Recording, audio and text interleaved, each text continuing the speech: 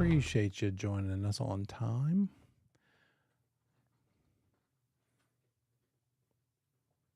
Good. Can you hear me okay? Excellent. Thank you, guys. Okay. We're streaming, and we left off with, let's see, agency stuff. We had just talked about a handful of things like material facts. That's a big, easily testable item. And there are 4 categories of material facts. What sorts of things are material facts that come to mind?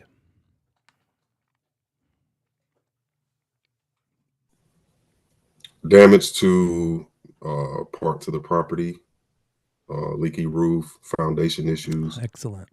About the property itself. What about other things, not necessarily about the property itself? Maybe down the street.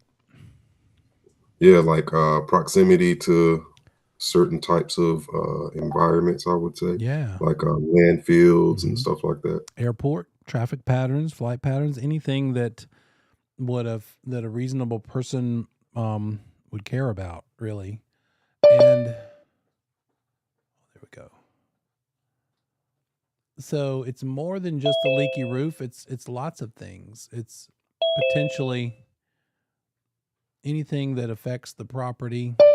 Anything, ultimately, it's also anything someone cares about. We're just recapping what material facts are. That number 4 is just an example of termites, but it's actually a lot of things. It's really open-ended. A material fact that you have to disclose depends on if it's important to the parties to the transaction. So it might be a material fact for that buyer that they are allowed through the HOA rules to have a home business and run a home business from the property. Because it might be that the business they want to run is a real estate business. And that just means they need to be able to sit in their house and make calls and do email. The HOA rules probably don't prohibit that. But what if the business they want to run is a dog boarding facility with kennels in the backyard? That might be a problem, right? Or a painting business and they don't have a shop. They just do it in the yard, right? So covenants and restrictions, HOA rules. What is the business they want to run? That's a material fact for them. It affects their willingness to buy the property. It's important to them. Another big one we see is pet allergies. It's not a material fact that you have to tell people there was a dog in the house. But if they ask because they care about it, now it is. Does that make sense? So it could not normally be considered a material fact, but because a party to the transaction, buyer or seller, cares about it, then it is. And then this one, the ability of the parties involved to complete the transaction. Did the seller declare bankruptcy? I had one situation where I had a listing back in 2010, and it was normal to have the days on the market between listing it and getting it under contract to be 120 to 150 days. Now it's more like maybe 15 days at the most, single digits to 15 days. That's how markets can change. And so we got it. We got an offer. And my client, the seller, his goal in selling it was to have a big fancy pickup truck to pull a big pull behind trailer RV and ride off into the sunset and travel the country. And he already bought those things. He just needed to sell the house. Well, turns out I'd explained to him that if he couldn't pay off his mortgage with the proceeds from the sale, we touched on this a little bit last night, that's something called a short sale. And he would have to get permission from his lender to maybe let him pay less than what was owed. And he didn't have any problem with that. In fact, he said, I don't need to do a short sale because I've got enough money. If I need to pay a couple $1,000s to get my house sold, that's what we were having to tell sellers all the time. Hey, seller, it wasn't that I'm going to see that you get $10,000 from the sale of your house or $100,000. It's how much less than contract price are you going to get? In other words, you might need to bring 5,000 to the closing table because you owe this much on the loan, plus there's closing costs and commissions. And if they can't afford such a thing, there's got to be other methods like a short sale. But if they can, they might just dip into savings or retirement to buy them their way out of the house. And he said, if it's 1,000 or two, I'm good. I can pay my way if need be to get this done. And so 5 months went by, and we finally got an offer, and we worked it out back and forth by phone. Hey, offers this much. Okay. Hey, seller, what do you want to do? Let's go back, counter offer, back and forth. We got it worked out verbally by phone. Next step, when you do that in real life, hurry up and get it signed because you have nothing except what they're willing to do. But until they sign it and communicate that signature, we're pretty much up the creek, right? So I raced over there to his house, got in there, ready to tell him where to sign. And he pointed to an envelope on the table that said Bank of America short sale package. 5 months earlier, he had not told me that he even wanted to do a short sale, although I explained what it was. He said no. Now he did. And I said, well, that's a problem because I was required to disclose that it's a short sale that you're selling it as because the buyer has the right to know this. And I should have been disclosing this, but you told me no, so I didn't. And so I have a feeling when I tell this buyer agent that now you want to do a short sale, he's going to flip. And the buyer's going to want to walk away. He's like, well, I don't care. Do your best. So I called this buyer agent, and of course, he immediately was like, what? You're supposed to disclose a short sale. Why didn't you blah, blah? I'm like, I know. You're not wrong.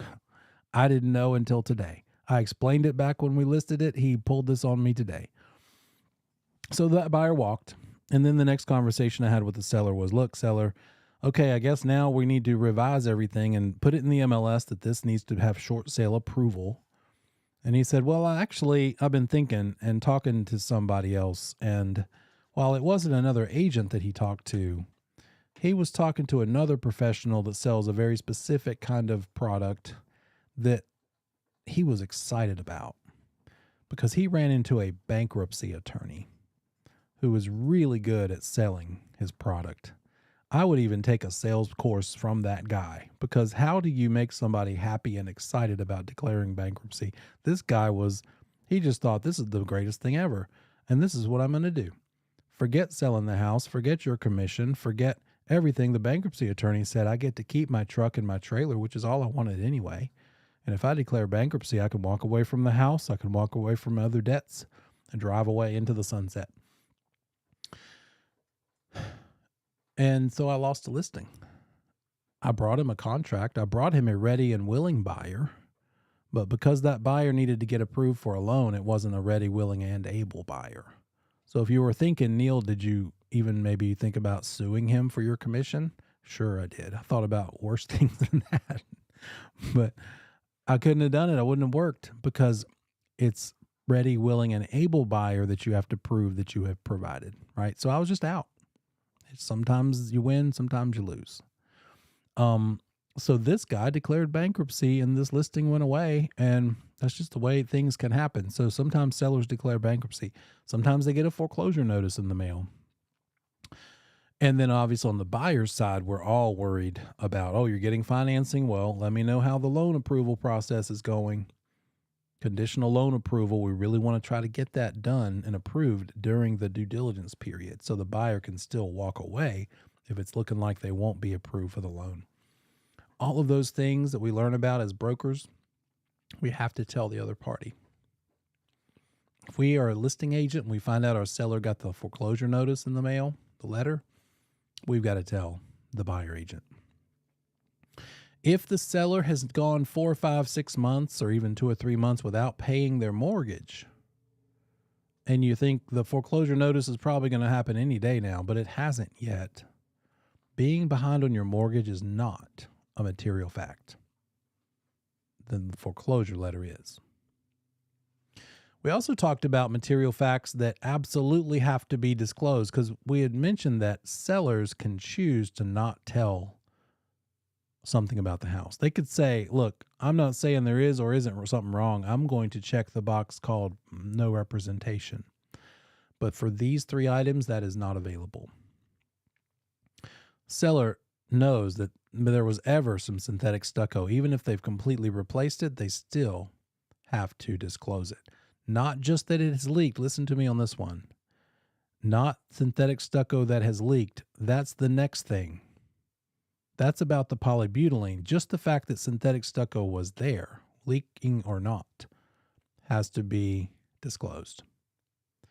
This is the one where only if it's leaked in the past do you have to disclose it. So if it just has polybutylene pipes, like so many houses in the 80s and 90s did, that's not something, the material fact that you have to disclose. Only if it's leaked. And then the meth house, always have to disclose that. We talked about these 4 categories again. Recap, go back in your comments section and read 5 through 9 and see those individual cases of examples of this thing. And stigmatized property is pretty much where we left off. We don't have to disclose haunted house. Although I just taught a CE class today, and the student said, I have a rental property that has had 5 murders in it. And I'm like, oh my gosh. And she said, I have another property that's haunted. I'm like, wow, could you join us this evening for pre-licensing? No, I didn't say that. Haunted house, you don't have to disclose. Sex offender nearby, you don't have to disclose. And death or suicide, you don't have to disclose. And on top of that, don't forget the nuance. If it's AIDS or HIV that caused the death, you're not allowed to say that that's why they died. What are some other things that we brokers have to do? We have to account for the funds involved in the transaction. We have a responsibility for accounting. And that includes the due diligence money, the earnest money, the paperwork too. We have to act competently. That falls under which of the old car fiduciary duties does acting competently fall under?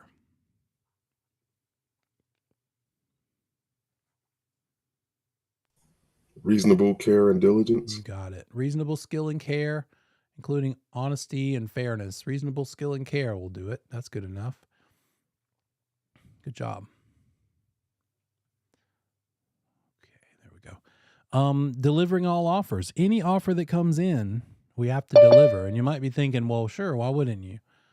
Well, sometimes the seller says, hey, I don't want to be disrespected with an offer lower than such and such. I'm asking 600. Don't even bring me some offer lower than 500 or even 550. Don't bother. Don't waste my time. And so you would need to explain, okay, well, I can appreciate you don't want your time wasted. However, that is not a lawful directive. I have to present all offers. The real estate commission requires it. Now, you don't have to look at it. I'll email it to you, and I'll even put it in the subject line. This one is for 450 or 550. And so you can choose whether you want to look at it or not, but I have to deliver it to you. Also, as a side note, I would say, hey, Mr. Seller, I would also consider that just because they come in super low doesn't mean that's where they'll land. Some people can't sleep at night if they don't try. And some people just have to try a ridiculously low offer. And who knows, you don't get it until you ask, right? So you as the broker working for their best interest, you should never shy away from being willing to make ridiculous offers and pretty much report whatever they want you to, as long as it's legal, as long as it doesn't violate fair housing, and as long as it's not a blind advertisement that you're running on the property, as long as that you're not breaking rules or laws. So we got to deliver all offers, even the ones they're not going to like and you know they're going to fuss at you about. I had that happen. House up in North Wilkesboro, log cabin on 27 acres. The dad of a guy that I graduated or went to school with as a child. Rough, tough old mountain man. Every other word was the worst of the worst words. That doesn't bother me, but I knew that when he's mad, he and his wife both are the same level of that. They're both just good old mountain folks, but man, burn up your ears if they're not happy about a thing. I took my wife with me to check the house out in the early stages, and I had to give him the bad news up front of what the house really was worth. Well, let me say it better. I shouldn't say worth, what it would probably sell for. He had listed it with a broker at Lake Norman, kind of closer to his house, for $800,000. But she had never shown him any research or done any sort of analysis to justify that price. I think she basically came in and said, what will it take for me to list your house? What price do you want me to put on it? Not the way to do it. So he tried that for a year, didn't sell. Tried a different broker at 650, worked their way down to, I think, 658, 757, 650. That's when I came along because his son said, Dad, well, check with Neil. He does this and he'll at least shoot you straight, tell you the truth. And so I took Emily with me, and she is a very non-confrontational person. There's been a time or two at the dog park when somebody didn't handle their dog and I had to address it verbally, and she was mortified and like, oh no, confrontation.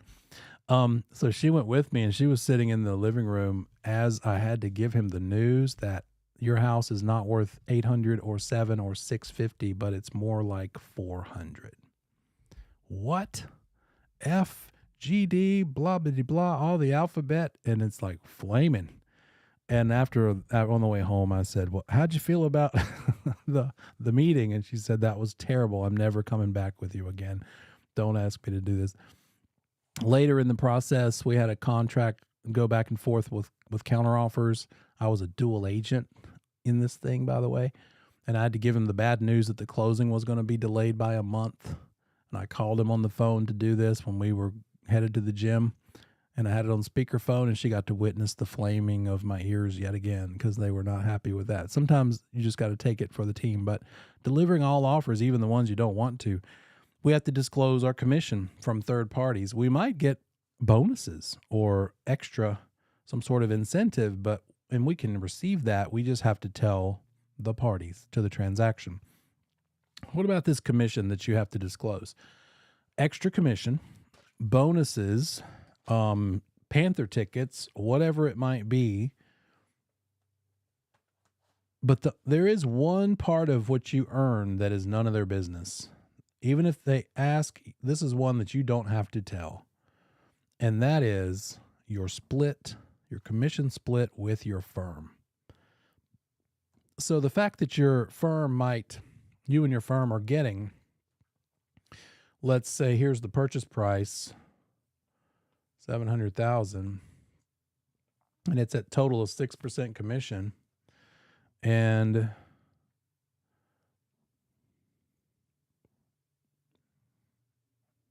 we go. What's that total commission?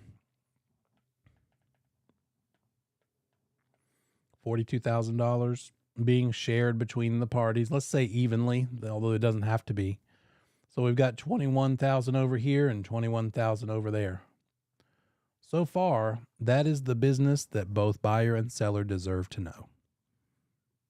They both deserve to know this, but you're the listing agent, and this is your listing firm that you work for, and maybe out of this, you have an 80-20 percentage. So out of that 21,000, you get to keep 80% of it.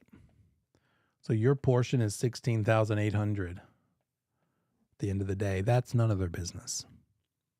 This part is the only thing they're not allowed to know. You can tell them if you want to, but this they have to know. This they have to know. Also, that bonus that you got for 3,000, they have to know that too. When do you have to tell them about a bonus being offered? Before you show the property, before they have a chance to fall in love with it and pick it.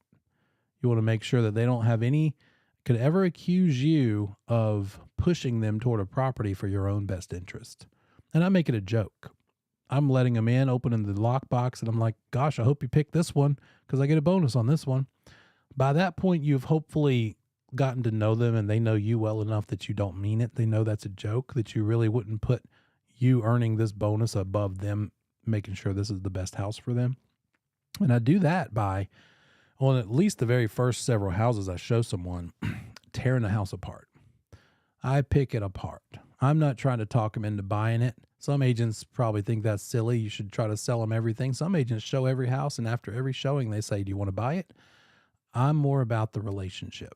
I want them to use me 12 times in their lives rather than them wondering, is he really giving me advice because it's for me, for my best interest, or because he just wants to hurry up and get this thing sold so he can earn his money?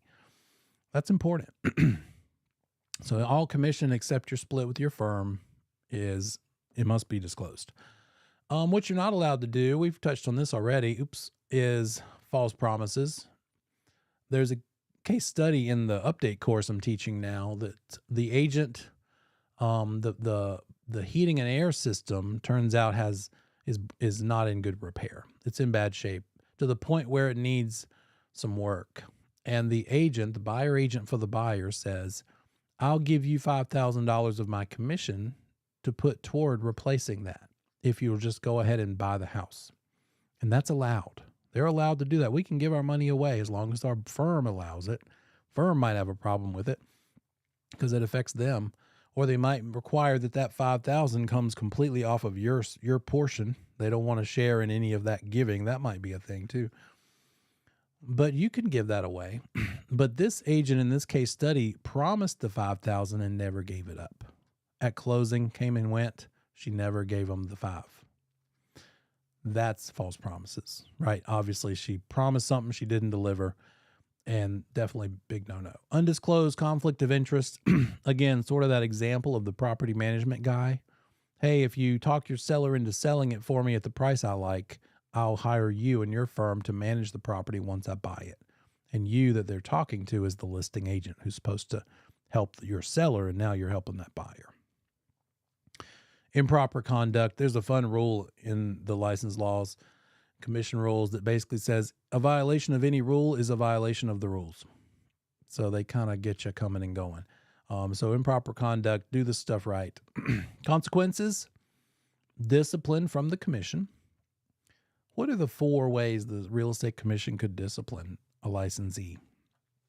What are those 4 methods of disciplinary action?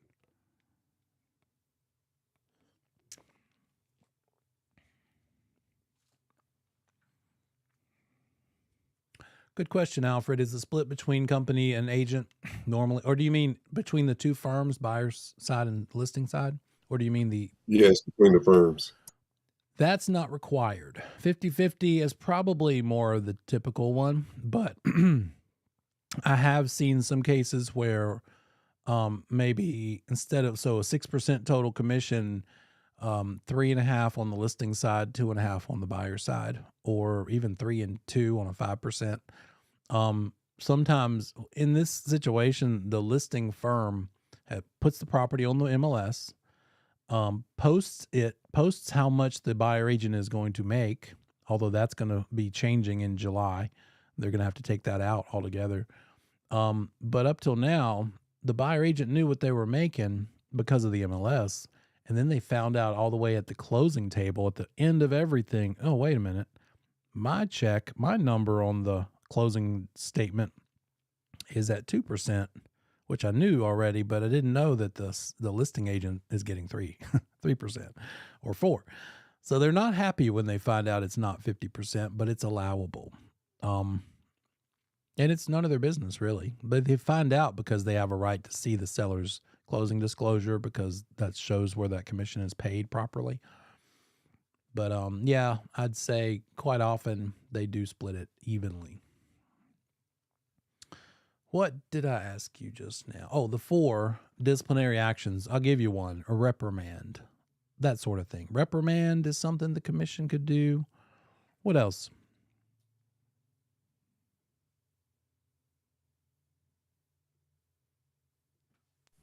Suspension. You bet. Suspension. What else? What's the worst one? I guess they could just cancel your license altogether. Yeah, it's called a revocation. They could revoke your license. You betcha. So reprimand, suspension, revoke. There's another one between reprimand and suspension, and that one is called censure, but it's kind of the same thing as a reprimand. Let's take a look.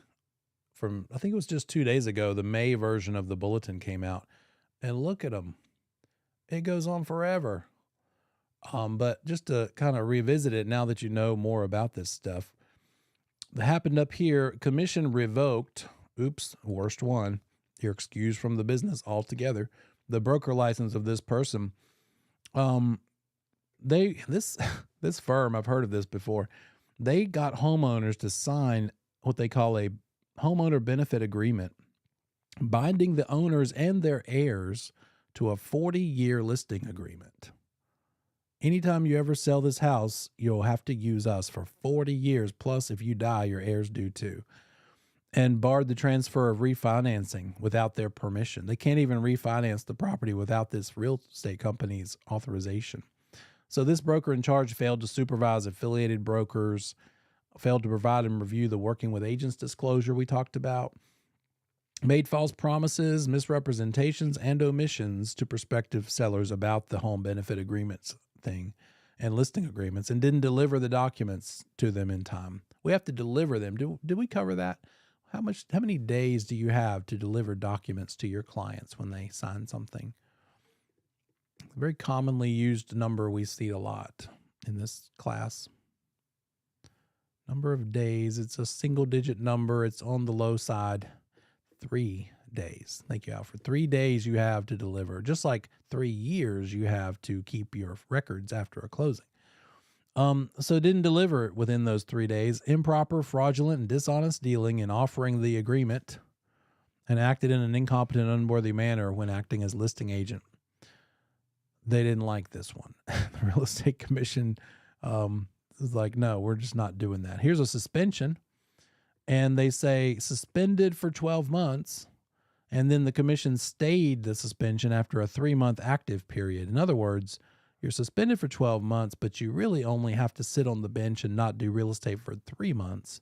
As long as you take classes or whatever the conditions were, then for the remaining 9 months, you're kind of on probation. Still, it's a stayed suspension situation.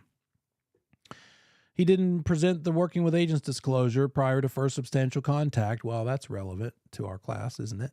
Or enter into a buyer agency agreement before the time of offer. Yikes. Backdated multiple documents to appear in compliance. Oh boy. I'll bet that's a huge temptation when you get in trouble. You get the letter of inquiry that you've got to provide things. Backdating documents, that did not help his cause. Gave lockbox codes to unlicensed family members to conduct showings on her behalf. You can't let unlicensed people show property. So, and look, suspended for 12 months and only had to really not do real estate for 3. Sometimes it's surprising what they give as a punishment. And it comes back to, how did the person react and behave?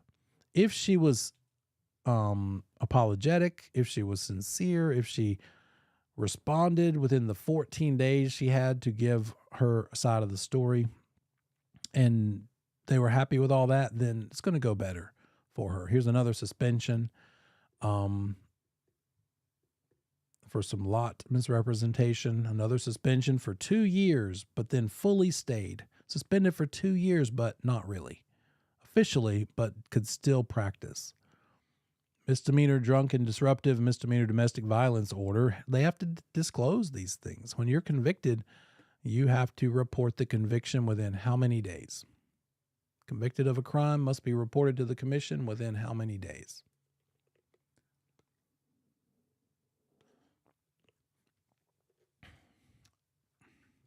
I might.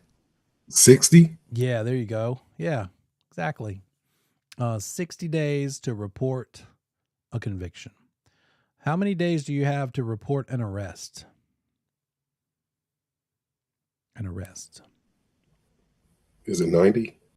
Is a trick question, because you don't have to report an arrest, only a conviction. And I hope that doesn't offend you that trick you like that. I think it helps you stick in your brain better. Nah, yeah, it helps me. Okay, good. So they might word it that way. They might say, so-and-so did such and such, and when do you have to report to the commission? And it might say 60 days after the arrest, 60 days after the hearing, something other than, and what you're looking for is 60 days after the conviction. Suspended the license, then stayed the suspension again. This time they failed to obtain and review a listing agreement and related documents for lots that were advertised. So just a huge menu of things done wrong. Sometimes it's 2 things because it's against the agent themselves, but then also the firm, because she owns this firm, most likely. So the firm got dinged, the firm license, as well as the agent who owns that firm.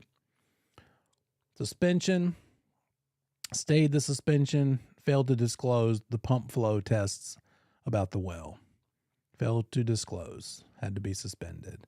But they could still do stuff. She probably has to take some sort of an elective or maybe the post-licensing class over again, one of them. Trust fund, I knew that was coming. Trust funds are always something that shows up in these things. People are mishandling them. Thank goodness broker firms don't have to keep one. I don't have a trust fund. I don't have a trust account. Sorry. I wish I had a trust fund. I don't have a trust account because I don't want to keep the earnest money. And when I need to keep earnest money, I just let the closing attorney hold it. And so many firms and companies do it that way now. This is just a reprimand.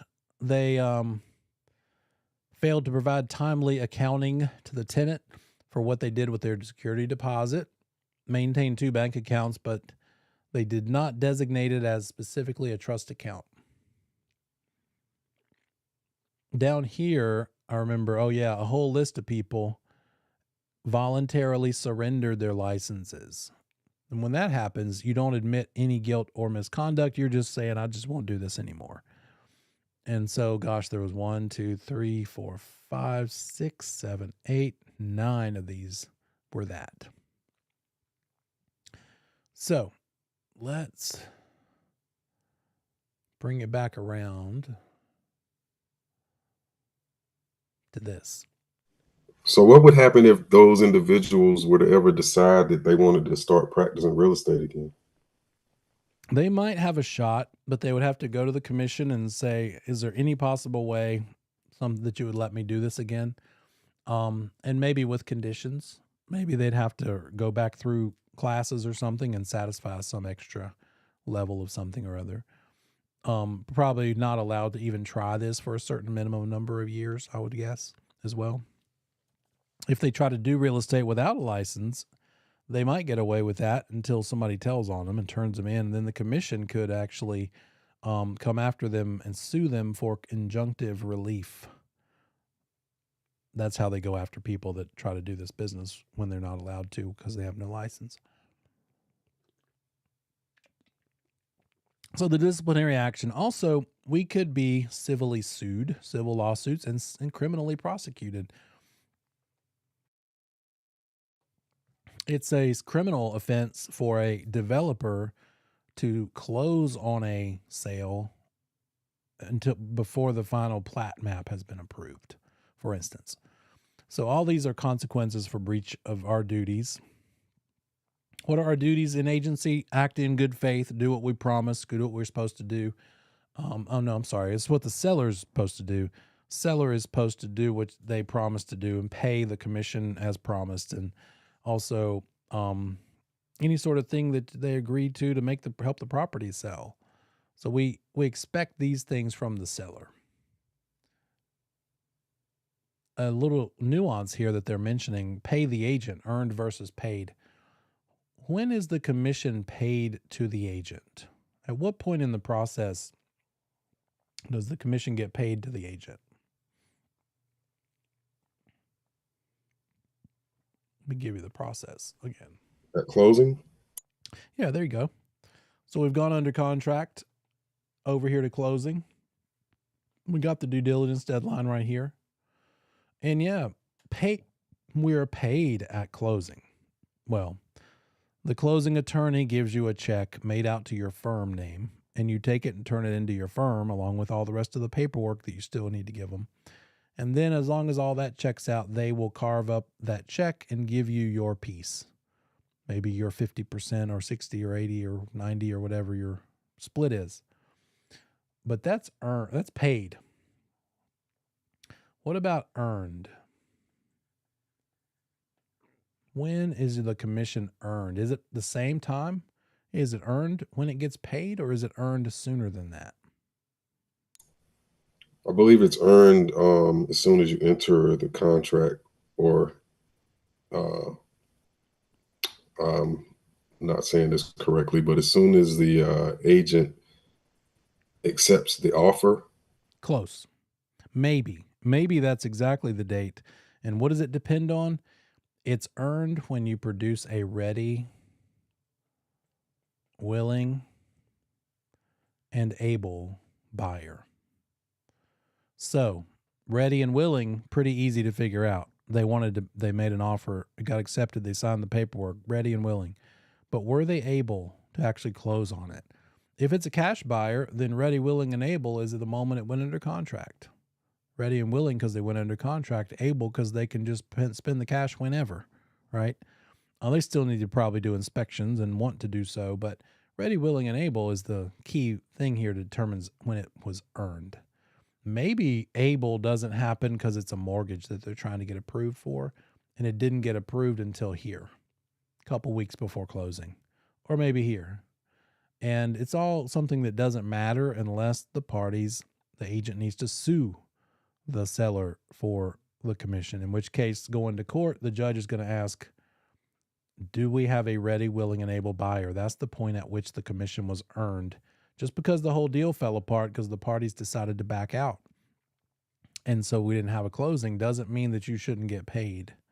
That's normally when we get paid, but we might have already earned it. And so you'd probably have to sue that client for it. No, I've never done it. Hope to never do it. And I'd probably never do it unless the buyer agent firm made me by asking me for their piece, because they wanted to sue me for it, and therefore I had to sue the seller for it, because I promised to pay them out of the commission I made from the seller. And if I don't make anything from the seller, I'm not going to pay them, right? So earned versus paid is a nice testable. Let me bring that back. Little nuance there. We talked about this for a minute, and I'll try to have the North Carolina symbol when it's a state-related question like this. So in North Carolina, the real estate sale process is considered let the buyer beware. Caveat emptor is the Latin phrase for that. But again, it's beware of not the broker. The buyer shouldn't have to beware of the broker. We have to disclose things and use our reasonable skill and care to take care of them. But let the buyer beware of the seller, because the seller is not obligated to tell them about the leaky roof. They could just check the box that says no representation. I'm not telling one way or the other. You can find it out. Good luck to you, buyer. You have the right to have inspections. Do your own research and due diligence. And if you pick the right people and do enough research, you'll discover these things on your own. I don't have to hold your hand and point to all the wrinkles and warts of my property. There is a little bit of an exception there. A latent defect, L-A-T-E-N-T, latent defect, is something that the seller knows is wrong with the property, but they intentionally hide it in a way that would not allow a normal person, inspector, buyer to even find it. They go to great lengths to hide a defect like that. That's called a latent versus a patent defect. L-A-T-E-N-T versus P-A-T-E-N-T. But for the most part, the seller owes the buyer nothing in terms of disclosure. Now, let's talk about what agents owe to the client. And it starts out with the broad types of agency. These are not specific to real estate. These types of agency are just anytime somebody is working for another person on their behalf, doing something on someone's behalf, like Jerry Maguire, right? The Tom Cruise sports agent for Cuba Gooding. And of responsibility did he have for him? I would guess a sports agent can't sign the contract with the NFL team for their client, but they probably can maybe fill out a proposal or a counteroffer of negotiating that deal. How this applies in real life, what sort of person that you might hire to handle some affair, some issue, some business matter of yours. Who could you hire that you would expect to give you full confidentiality, and you could tell them anything you want and not worry about them telling a judge or anybody else? The ultimate version of agency is an attorney, and the top of the upside down pyramid, because the most level of responsibilities here are to a universal agent. An attorney is an example of a universal agent for someone. You hire an attorney, you're expecting that attorney, you could give them authorization to sign contracts on your behalf if you wanted to. And that's an attorney at law. But you could also give this same level of responsibility to an attorney in fact. Who is that? Anybody you name and give power of attorney to. Remember that? Attorney in fact is someone that you gave power of attorney to. That could be your brother, your cousin, your friend, your mom. So universal agency is having the fullest, biggest, most wide-reaching array of permissions to do and sign things on someone's behalf. General is the next most. And an example in real estate where general agency shows up is when you're a property manager for somebody. Because as a property manager for someone, your job is to help them get it rented, maintain it. If the toilet breaks at 2 a.m, they don't want to do it. Your job is to do it. You're the property manager. You got to find the plumber and get him out there. And so therefore, as a property manager, you have some authority to sign some things like a lease, explain leases, try to find tenants, spend some money. Some people say, hey, here's a budget of $2,000 for repairs that might pop up over time. Property manager, you have permission to spend $1,000 without even asking me. I trust you because I hired you. And if you screw it up, guess what? You're fired. I'll go find somebody I can trust, right? So a property manager is an example of a general agency, type of general agency, because you have more leeway over and to make decisions on behalf of your client. Special agency, it's probably a bad word for this because special sounds special, right? I would call it basic, but it's special agency, and that's the least amount of responsibilities you have for someone. Guess what? Every other thing we do in this business, sales, for instance, helping a seller, helping a buyer, is an example of special agency. We cannot sign contracts on their behalf. Your listing agent is not going to sign the sales contract when the seller wants to accept it. The seller needs to sign it. They might even ask you to. They might trust you so much that they say, look, don't bother me with all this. I'm a big deal. I have more important things to do. You know that I want at least this much money. Work it out. Let me know that you did it. Sorry, I appreciate your trust, but I can't do it that way. I'm only a special agent. I can't sign on your behalf as much as you might be willing to let me. So that's special agency. Pretty much most of what we do in real estate is special agency, except for property management, which is an example of general. And none of what we do in real estate is an example of universal unless maybe our client makes us or gives us power of attorney, makes us an attorney. In fact, I've done that once. Years ago, client couldn't make it to closing. They signed over limited power of attorney for me to sign the closing paperwork. And it's no fun because first of all, it makes your hand hurt. It's a lot of signing. Secondly, it's a lot of responsibility. You want to make sure that what you're signing on their behalf is exactly what they're agreeing to. And I'll never do it again. It went fine, but I'll never do it again. And you have to sign it like this: Neil Pender as attorney in fact for Alfred Davis. And Alfred's married, so Neil Pender as attorney in fact for Mrs. Alfred Davis. It's like times a million papers, no thanks. Not to mention the responsibility. That's universal, general, and special. You might see on the test, they'll say, hey, somebody's going to list the property for the seller. What's this type of agent called? And they'll say your choices are listing agent, general agent, buyer agent, or implied agent. And so best answer there, listing agent. Not general, because a listing agent doesn't have a level general. What if they said listing agent, special agent, blah, blah, blah? They wouldn't, because it would be too confusing, because a listing agent is a special agent, right? So these kinds of agency words are not specific to real estate. It's talking about the level of responsibility you have over someone. Recap here: universal agent can do anything the principal or the client can do. Any business of any kind, if you give them that permission. No limits to authority. It's created either by a power of attorney or a court order, or you hired a legal attorney to do so. General, property management, make decisions for their principal client, the owner of the property, find and approve tenants, handle evictions, hire staff if it's like an apartment complex, and then authorize routine maintenance and spend some money that the seller gives you permission to spend. So you're a general agent.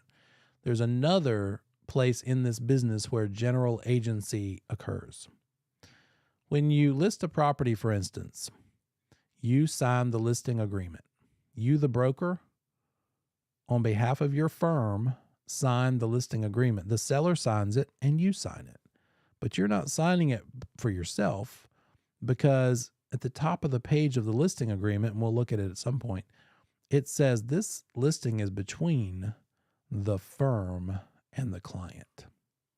Not you, the person, broker within the firm. Remember how the firm is the agent? Those listing agreements and buyer agency agreements are between the firm and the client.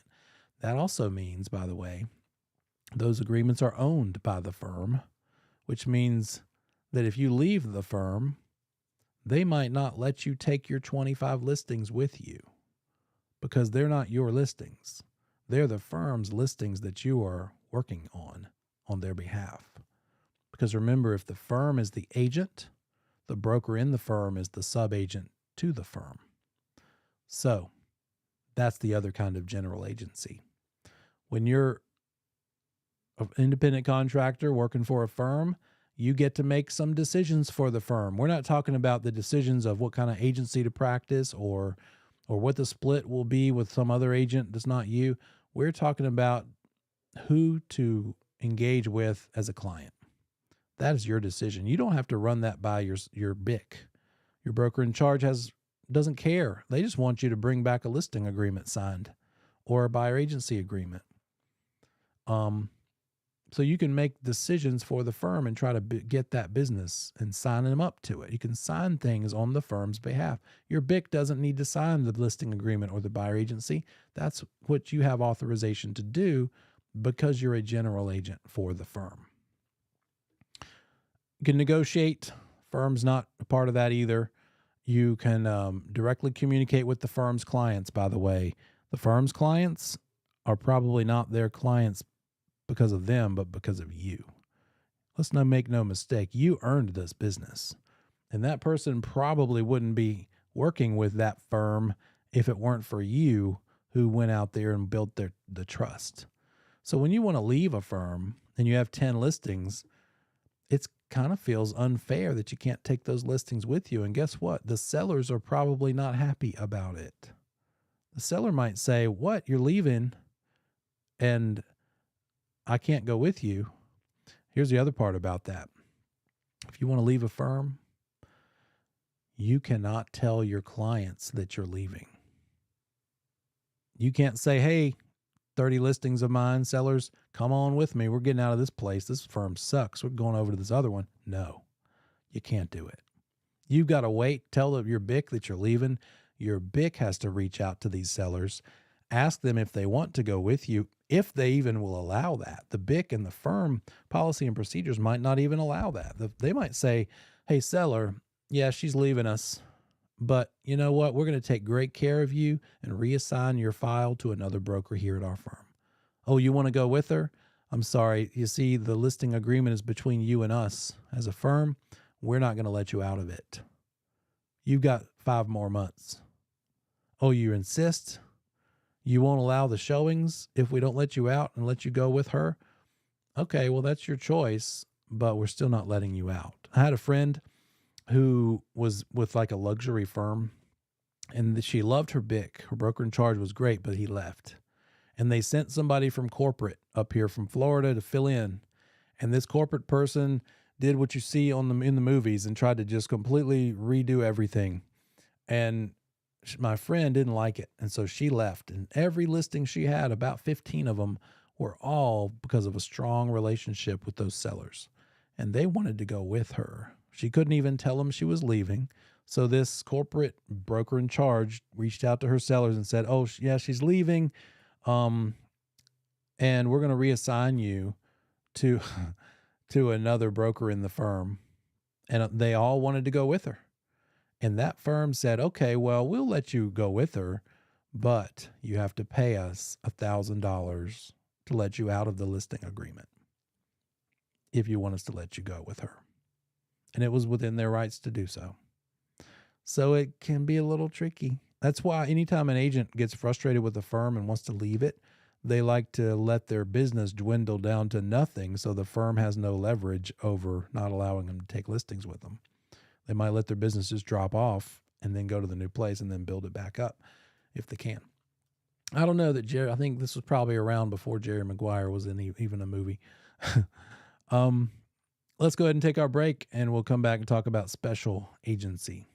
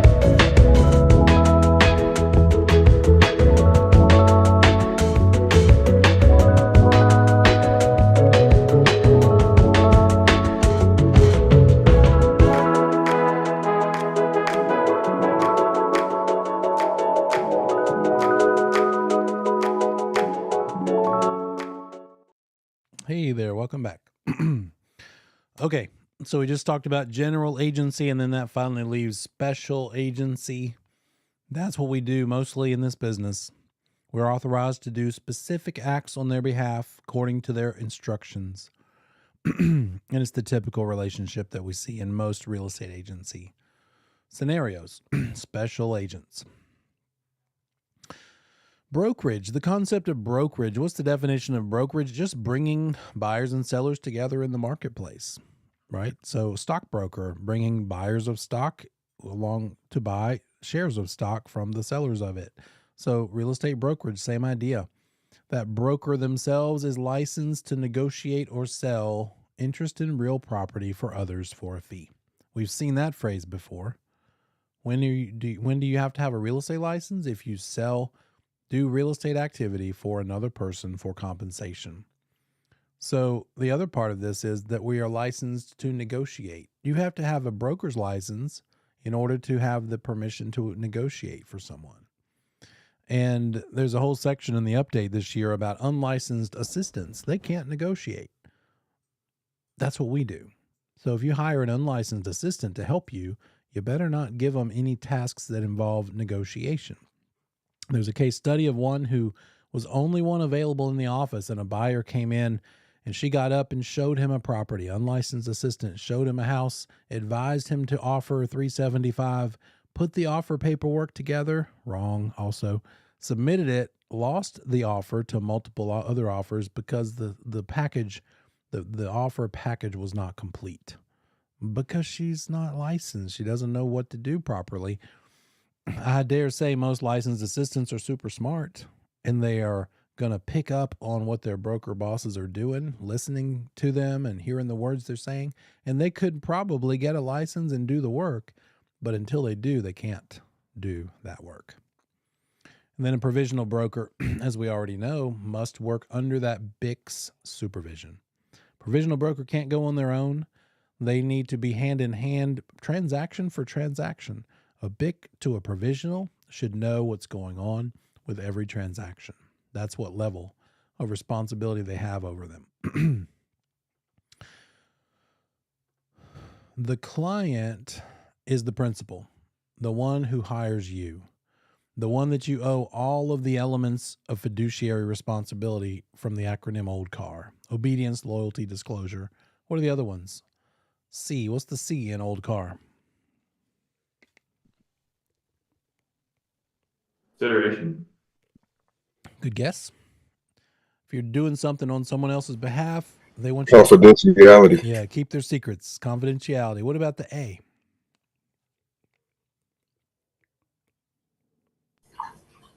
Accounting. You got it. And then you've already told me the R, reasonable skill and care. You might also see that referred to as honesty and fairness, because that's part of it.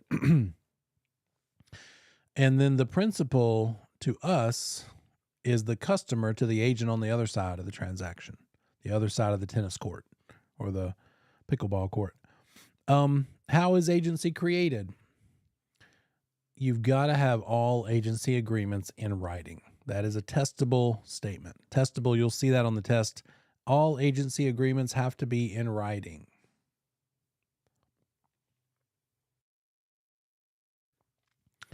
You might have just thought of a question, and you might have thought, well, didn't he say that we could help a buyer at least for a short time without it being in writing? And it's called oral buyer agency. You're right. That is true. But you can never make any money as an oral buyer agent because it can't survive the offer. In other words, the moment you write an offer for someone, you've got to put that oral buyer agency into written form. Written buyer agency is required for writing on offer for somebody. So all agency agreements must be in writing. There's a little bit of a time up until the time the offer is made that it could be an oral buyer agency, but that's it. You're never going to get paid unless it's in writing. Listing agreements can never be oral listing agreements, never allowed to be verbal only. That seller might say, well, everything sounds good. You're our person. Go ahead. I know you brought the sign in your car. Go ahead and put the sign in the yard. I don't have time to do the paperwork tonight. It's Tuesday. let's just get that going this weekend. Let's go ahead and get it on the market tomorrow, and I'll sign everything on Saturday. You would have to say, I can't comply with that directive. It's not allowed. I can't do anything to market your property until it's signed. The list, it's just, my hands are tied. The real estate commission won't let me. Dual agency agreements, when they let you do dual agency and you're willing to do it and your BIC lets you do it, then that too needs to be in writing and part of sort of an attachment to the buyer agency or the listing agreement. Property management is what we know when we're helping somebody rent out their property. And then an independent contractor services agreement. Who is that between? Who do you think this independent contractor services agreement might be between? The firm and the broker. You got it. It's between you and your firm, not the client at all. But it's an agency agreement because it's involving you and your firm. And then finally, we've talked about sellers, we talked about buyers, we've talked about landlords. A written tenant representation agreement is when you're helping somebody find something to rent. And you might do that quite likely as a brand new agent, because you're just trying to meet and get things hopping. If somebody there's a guy at the coffee shop, one of the baristas, college kid, and he wanted to find a rental. And so I can help him with that. I could send him some listings of rentals. It's not going to be the main way I make money because it doesn't pay you hardly anything. On HGTV out there in California, a lot of times the rental fees that you make are like $5,000, but that's not the case here. Maybe a couple $100. And then the question is, how long did you spend with them to earn that $200? That's the magic question. I don't mind making $200. I'll do that for a whole day's work, maybe even two sometimes. But seldom is it just one session, right? It's usually $200 after you've shown them 14 properties, helped them fill out an application on 12 of them, failed on all of them. So it's just got to be your decision. Is it worth it to you or not? But it's a good way long-term to have somebody who, after the lease expires, if they're ready to buy, they're going to maybe come back to you. Implied agency is not allowed. Implied agency is a no-no, and you're making people assume who you represent based on what they observe your actions to be.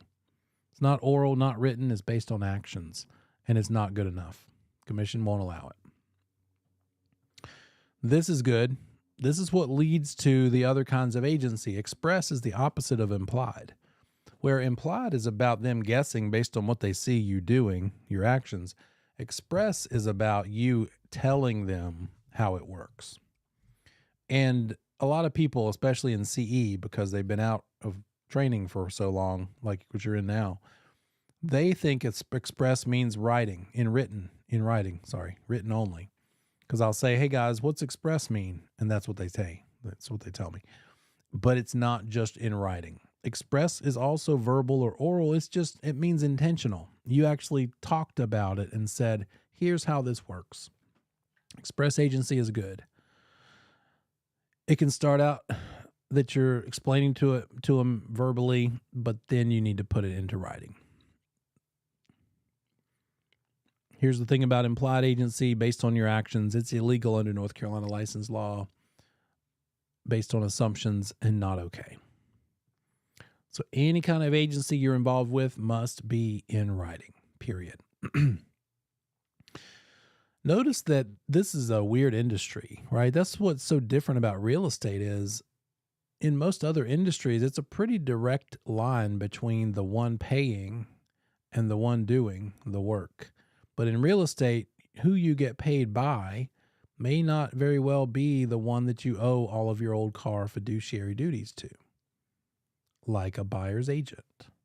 They're essentially getting paid by the seller. Seller is paying the listing agent is paying the buyer agent. And let me replace those words.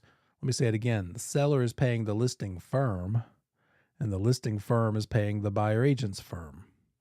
And then back at those offices, they're splitting with those actual human brokers who did really all the work. So compensation does not determine who you have allegiance to or who you owe your old car duties to. who you're loyal to may not be the one who's paying you. You're probably not getting any money from your buyer. You're getting all the money from the seller as a buyer agent. Now, with these new settlements and rules and stuff, that might change a little bit, but I don't think it will. I think really it's still going to be very valuable to a seller to agree to offer buyer agency compensation to incentivize buyer agents to show your property. And that's how I'm going to explain it to sellers. Hey, it doesn't matter what you see in the headlines. Do you want to use this probably most effective resource to get your house sold soon and for top dollar? What other way can we make it attractive to a whole bunch of people that have a whole bunch of buyers, but to offer to pay them? So I don't think the headlines, the settlement, none of that matters. Things are always still the same. It's just how we need to do it is a little bit different. I don't think it's going to change the industry too much because a smart seller is going to try to get it sold relatively quickly because that's how you make the most money. When a property sits and sits, have you ever looked around online for a property and somehow maybe saw the days on the market? What would you think if you saw a property that otherwise looked pretty good, but the days on market were like 350? And then you saw another competing property, similar property, and days on market were 3. Which one would you assume has the least issues involved with it? The time on the market is huge. Go ahead. I was going to say, though, one for 3 days would probably be more likely looked at. You're not suspicious about that one, are you? Because it's not so far beyond the sell-by date, so to speak, right? You buy a bag of salad, there's a sell-by date. Do you go to the back, by the way, when you buy the bag of salad? Do you skip all the front ones and get the back one so that you can have a little longer before you need to eat it? So a house kind of has a sell-by date too in the minds of consumers. If it goes too long, they're going to think something's wrong with it. What usually causes a house to not sell quickly enough is improper pricing. Nothing worse than that. Nothing more than that. It's not the nightmare scenarios that we think in our brains. Oh my gosh, is it near a landfill? Does it have a radon problem? Somebody die there and it's a horrible, gruesome scene? None of that. It's probably just that they started out asking too much. And it sat and sat and sat. Even it could have had a lot of showings, but it wasn't quite priced low enough for those buyers who came out to look at it to feel comfortable making an offer. Because they thought, surely this person won't come down. That just seems to be the way it works. So compensation and agency representation are completely irrelevant to each other. How can agency be terminated? We've learned about how contracts can be terminated. We saw a little bit of that. Agency that's a contract too. It's a contract between a firm and a client, and you are involved because you're on behalf of the firm. But the best way of terminating agency is the same best way as terminating a contract, and that is getting you paid because it's completion, fulfillment of the duties you were hired to accomplish. That's the best option, number one, no question. Another way is that the agency term expires. This is also a source of business because I can do a search in the MLS for expired listings today. In other words, as of midnight, what listing agreements are going to expire. And so in the morning, I can look them up and I can call those sellers. I'm allowed to call them because they're no longer listed with that firm. The person might still have their sign in the yard and their lockbox on the door, but they don't legally have an agency agreement in effect anymore because it expired. Because all agency agreements, write this one down, all agency agreements must have an expiration date, termination date. They can't be perpetual. Part of the reason why that company in the disciplinary section that we just saw got in trouble. That's not perpetual, but 40 years is a bit excessive, and I'm pretty sure the commission had a problem with such a long-term listing attempt. So, could expire. Also, the parties could mutually agree. Once upon a time, I had a couple who's about my age, and they had an adult son, newlywed adult son. Their dream was to buy 20 plus acres, have a family compound kind of deal, have their house on one part, his house and his wife on the other. And we found a piece of property for that. The house that was in place was old. It needed to be renovated. and they liked it, but he didn't come with us to look at it right away. They went ahead and made an offer on it, got accepted. I put their house they needed to sell on the market, and so it looked kind of like this. Here's their house right here that we needed to sell. So my seller client, and then they were going to buy this house on some acreage, my buyer client. The thing was, though, our buyer for the one they were going to sell also had a buyer. That's a domino effect. That is stressful because in order for my seller client to be able to buy what they wanted to buy, their buyer needed to buy this one and that buyer needed to buy that one. Guess what? This buyer flaked and went away. Gone, gone, gone. Now, I had to say to my seller, look, I am pretty sure in this market, because this was like 10 years ago and it was really starting to take off, I think if we throw it back on the market real quick, we can just leave this alone. We'll tell that seller, look, hang in there. We might take a little bit longer, but I can find you a replacement buyer quickly. But I think what really happened was their son, who I'd brought to go took out to look at this property that they wanted to buy. When I showed him this one, I don't think he liked it. And they just used this as an opportunity to just bail on everything. And so that went away and that went away. And I could have been mad about it, pouted about it, but I said, you know what? And I didn't not even ask them for commissions because I produced a ready, willing, and maybe even able buyer. I don't remember if it was cash or not, but we parted as friends. And I'd already helped them like 5 other times in their lives. And so a year later, they called and said, we're ready to go looking again for the big property. And they did, and we closed on it. In the meantime, by the way, that year, I switched from a brokerage of someone else with like an 80% split to my own brokerage for 100% split. So not only did they buy something big, but now my split was a lot better. So happy endings all around, right? But that original time before all that closing, that year before, we mutually agreed to let them out of this listing because I just made a play and realized, look, they'll probably come back to me.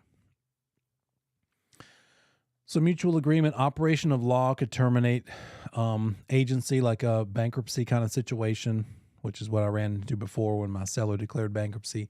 Destruction of the property. So, gosh, did you see that in Charlotte, that horrible event of the fugitive or whatever who shot and killed law enforcement? Did you see the pictures of the house? It's all shot up, obviously, and it just looks terrible. And people are like walking through it. I'm surprised they didn't have crime scene tape up or something. A house like that, obviously, it's destroyed, basically. And there was one in Ballantyne in South Charlotte a few years ago that blew up from a gas leak. And it was on a basement lot or a basement foundation. So all the wood just fell into the basement. And so it didn't even look like enough lumber to have ever been a house because it fell into that hole in the ground. Anytime the property is destroyed, if I had that house listed, either of those, guess what? Destroyed house means destroyed listing agreement.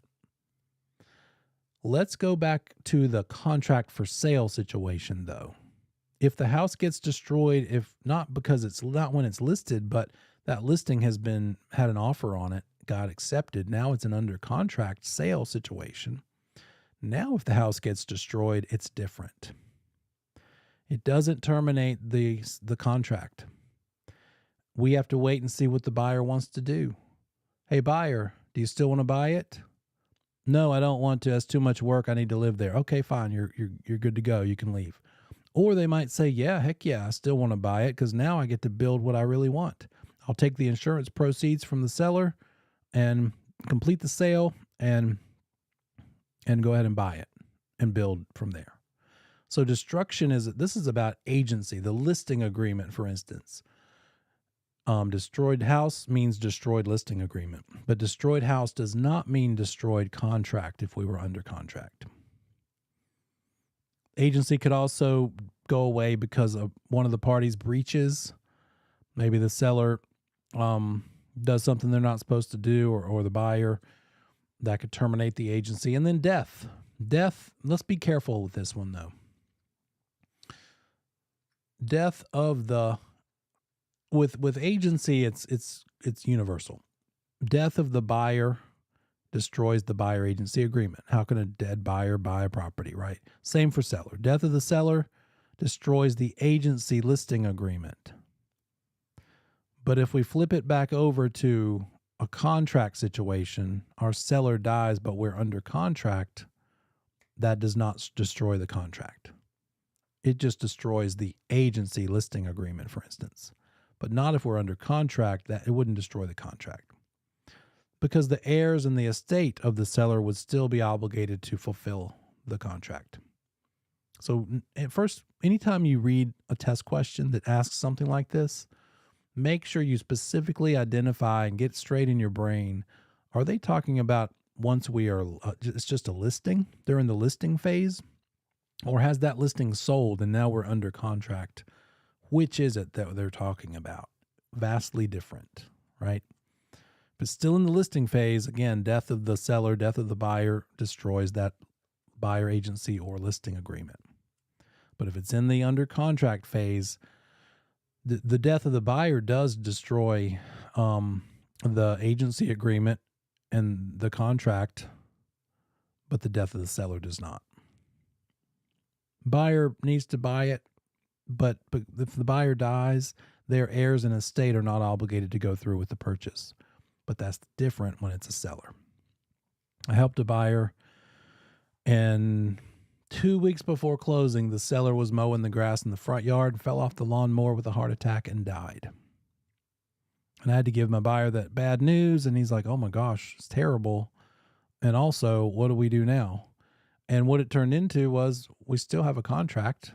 The heirs still wanted to sell it because they would have probably needed to do that anyway. They just needed a couple extra weeks to handle the death stuff, the funeral and all that stuff. And that's what we did. Instead of closing on the original date, we bumped it 2 or 3 more weeks and it all got done. So be aware of what are we talking about terminating, agency agreement or contract. Let's see. We're going to talk more about different kinds of agency agreements in the next chapter, so I won't spend time there. We've got different agency relationships that could be practiced. You could have a firm that chooses to do business in any of these ways. A firm could choose to only work with sellers. They don't want to work with buyers at all.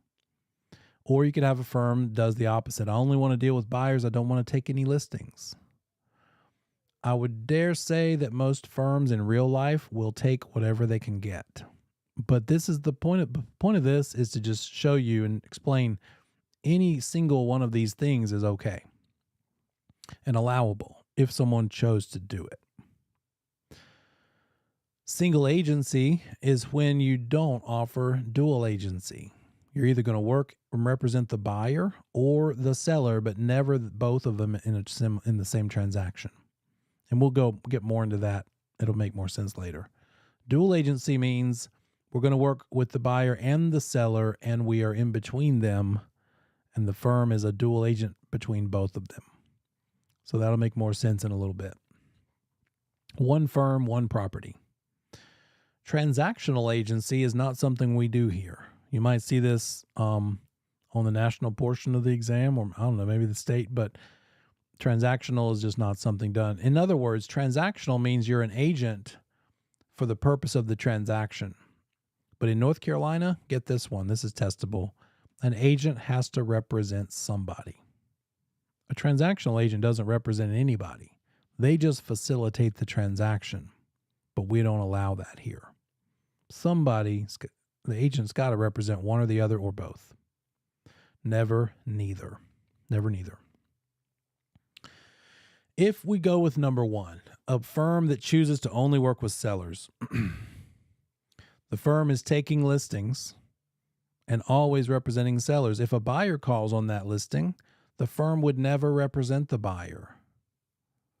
How could the firm handle that? If I was a firm that only represented sellers and a buyer wanted to buy one of my listings, am I going to send them away? No. But I'm going to say, hey, buyer, you have 2 choices. You can either remain unrepresented and I'll take care of my seller, and you can make an offer and I'll help my seller and you help yourself. Or you can go to some other firm and find a buyer agent and then come back and make an offer on my listing. You can either have a buyer agent, but not me or anybody in my firm, because this firm, we don't do buyer business. We need to sell to buyers, but they either need to be self-represented or other firm represented, if that's what we've chosen to do for this firm. That's what it means here. The firm only works with buyers while remaining an agent of the seller. Never practices dual agency. They can still help a buyer, but they'll never be a buyer agent and a listing agent at the same time, which is otherwise known as dual agency. Firm is always practicing seller agency. That's what this is. Here's what it looks like. Byron is a listing agent with Helping Hands Realty. He's working with Sarah, a seller. No buyer agency. Poor Giannis is a buyer. He can only assist Giannis while remaining a sub-agent to Sarah, right? He can't be a buyer agent for Giannis. He can't be a dual agent for Giannis.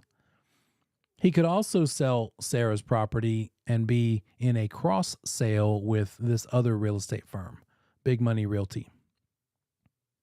So cross sales are allowed and listings only are allowed, but no buyer agency is what they've chosen to do at this firm. In real life, good luck finding a firm who does this, because a lot of times they also want to work with Sarah, the seller, but if Giannis comes along and thinks about, maybe goes to the open house of Sarah's house, odds are Giannis is not going to buy that open house, but he might want to buy something else out there in the world. And so this is a situation where Byron would say, well, Giannis, I can appreciate that you don't want to buy Sarah's house.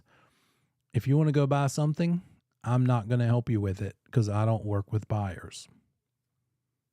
In real life, most agents are going to say, yeah, sure, I'd love to help you buy something else. I don't care that you don't want to buy this open house that I'm sitting in because I knew you probably weren't going to anyway. What are the odds that that house is being held open and the perfect person who loves it and can afford it is going to walk through the doors in that moment? Pretty slim, 1% chance. And about 1 to 2% of open houses sell during the open house because of the open house. So this is seller agency. Does this make sense? This is not dual. Again, you could interact with Giannis. You could even help him buy Sarah's house, but you can't be his buyer agent. He's got to remain either unrepresented or get some other agent, maybe at this other firm, to represent him, because you've chosen to only do agency for sellers. Or we could do the opposite, exclusive buyer agency. In other words, firm always represents buyers, never takes listings.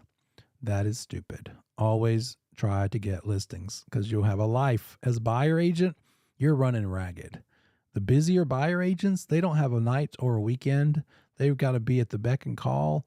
It's hard to juggle multiple buyers. It's a lot easier to juggle multiple listings because you could sit in the movie theater, whatever that is, been a while, and sell one of your listings because some other agent, a buyer agent, went and looked at it and made an offer and emailed it to you. And you're sitting there. I've done it on the golf course. I've done it at dinner with family and just haggled back and forth by text and email, talking to my client, talking to the other party, and worked it out.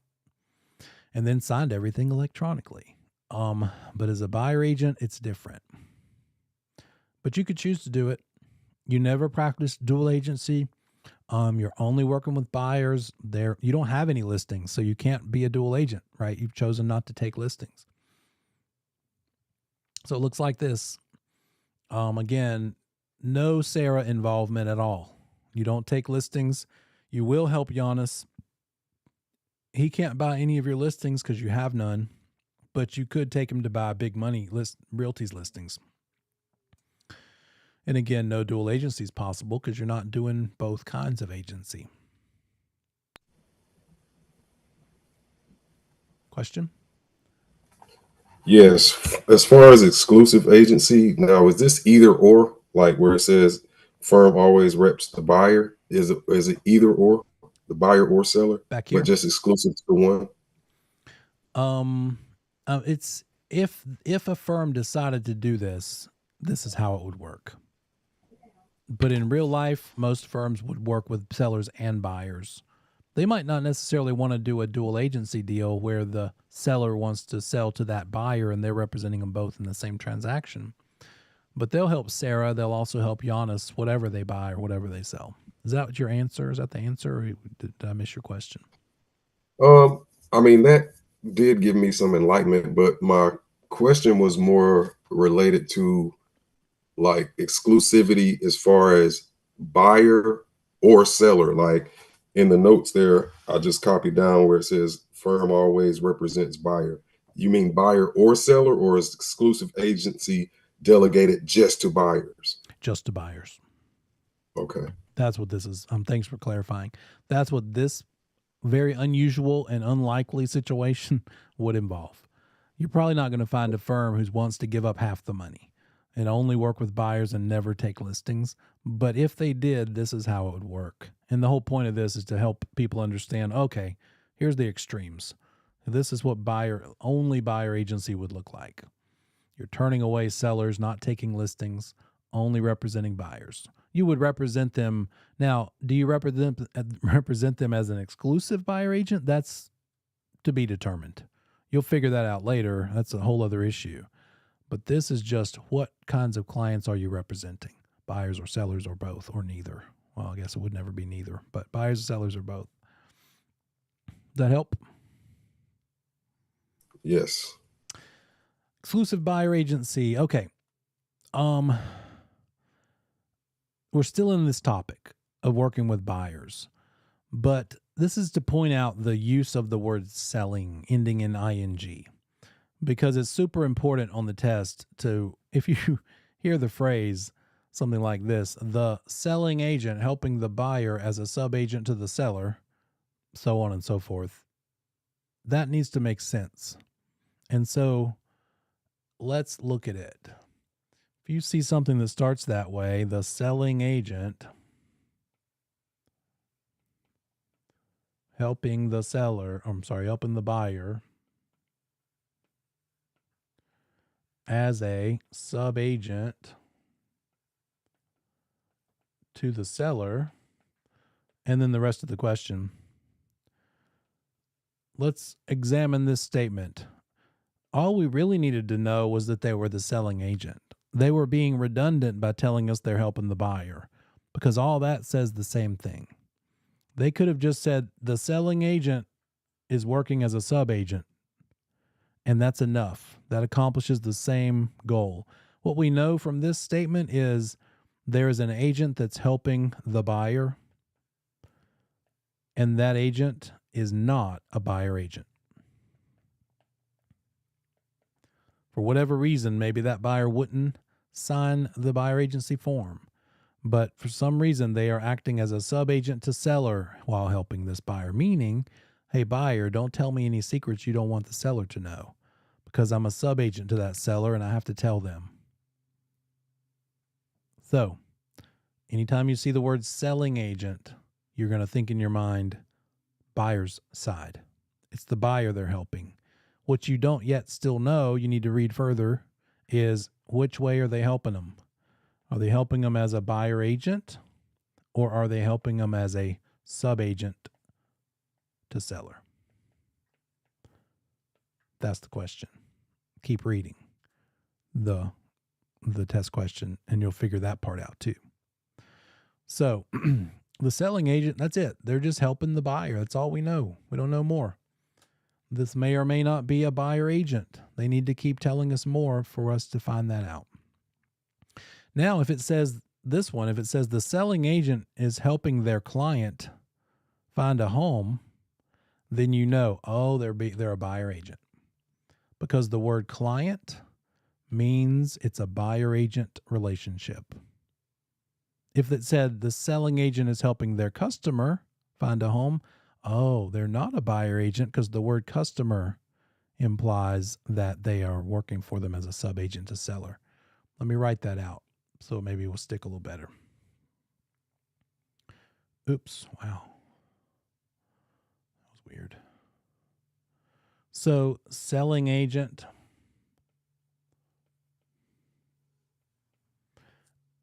working with a client, that means that they are a buyer agent, which means that that buyer has signed an agreement and agreed to let them work for them and give them all of the old car fiduciary responsibilities. So that's one. The other option is the selling agent is working for this buyer, and that buyer is their customer. That means that they are a sub-agent to the seller, which means they do not owe all of old car. They just owe the disclosure part and the reasonable skill and care part. Does that make more sense? So selling buyer's side means buyer's side. What you now need to know is, are they a buyer agent or a sub-agent to seller? If they're a buyer agent, the word for that is a client to you. Sub-agent, that's a customer to you. The words are important.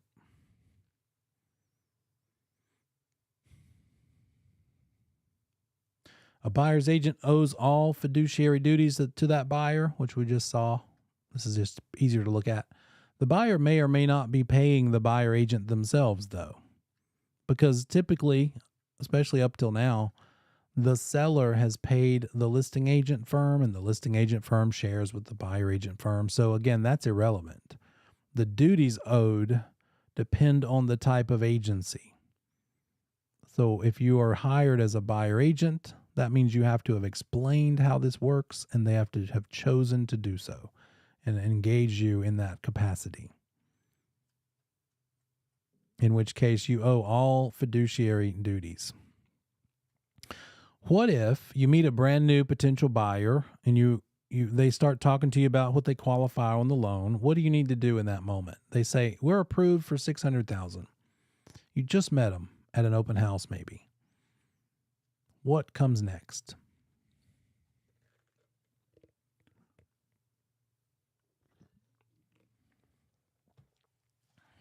What's your next topic of conversation? You're not talking about the Hornets anymore. Agency agreement. Yeah. You got to explain now who you represent and what their options are for working with you, maybe, if that's something you want to do. And so, yeah, it's money, motivation, either of those two things that they start talking about. Now you have to stop everything and explain their choices. You might not want to offer dual agency to them, in which case you'd say, I don't do that. It's up to you and your firm as to whether you want to do it. Your firm might let you, but you don't want to do it. Or you want to do it, but your firm won't let you, so you can't. If that's the case, you might just explain what it is, but then let them know, look, it's not the greatest because dual agency makes me not be able to be loyal to you, and I want to be loyal to all my clients. You can sell whatever perspective you're coming from, right? Because that's a pretty easy sell. But if you do want to do it, you say, look, I'm confident in my ability to make this done properly and give you full representation as I'm supposed to, but also the seller, and not make you have to miss out on this listing because I can't help you both. You can spin it, right? And still tell all the right things. So what if they meet you and you tell them how all this works, and they're like, so you want to be our buyer agent? And you're like, well, yeah, I think we could work well together. I would ultimately, if I show you houses and help you with the process of buying, I would like to get a commission for that, right? If I put significant time into this, and that's the relationship of buyer agency. But they might say, well, we just met you 5 minutes ago. We're not ready. You're putting too strong of moves on us right now. We need some time to get to know you. They might want to kick your tires. I call it kicking your tires, like when you try out a car. They might want to see if you work well together and if they even like you. Side note, whether they like you has a lot to do with whether they hire you, so be likable. If they want to try you out as a buyer agent, you are allowed to give them the same full level of fiduciary responsibilities and duties. You can still give them all of the old car stuff. Be obedient to them, loyal to them, disclose things to them, confidentiality, accounting, and reasonable skill and care without it being put into writing yet. And it's called oral buyer agency. So in this case, it can be oral in the beginning, but must be reduced to writing before you make an offer. Buyer's non-exclusive and can work with other agents. That's the thing about oral buyer agency. It's more fair to them than to you. It's better for them than you because you still owe them all of the fiduciary duties. They owe you nothing. You're giving them a chance to try you out. But you could show them 5 houses Saturday morning. And if they wanted to, under oral buyer agency, once you let them out of the car or you go your separate ways, they could call their cousin that just got their license last Tuesday and say, yep, she showed me those 5 houses. I know you don't have your lockbox key yet, so that was the only way we could go look at them.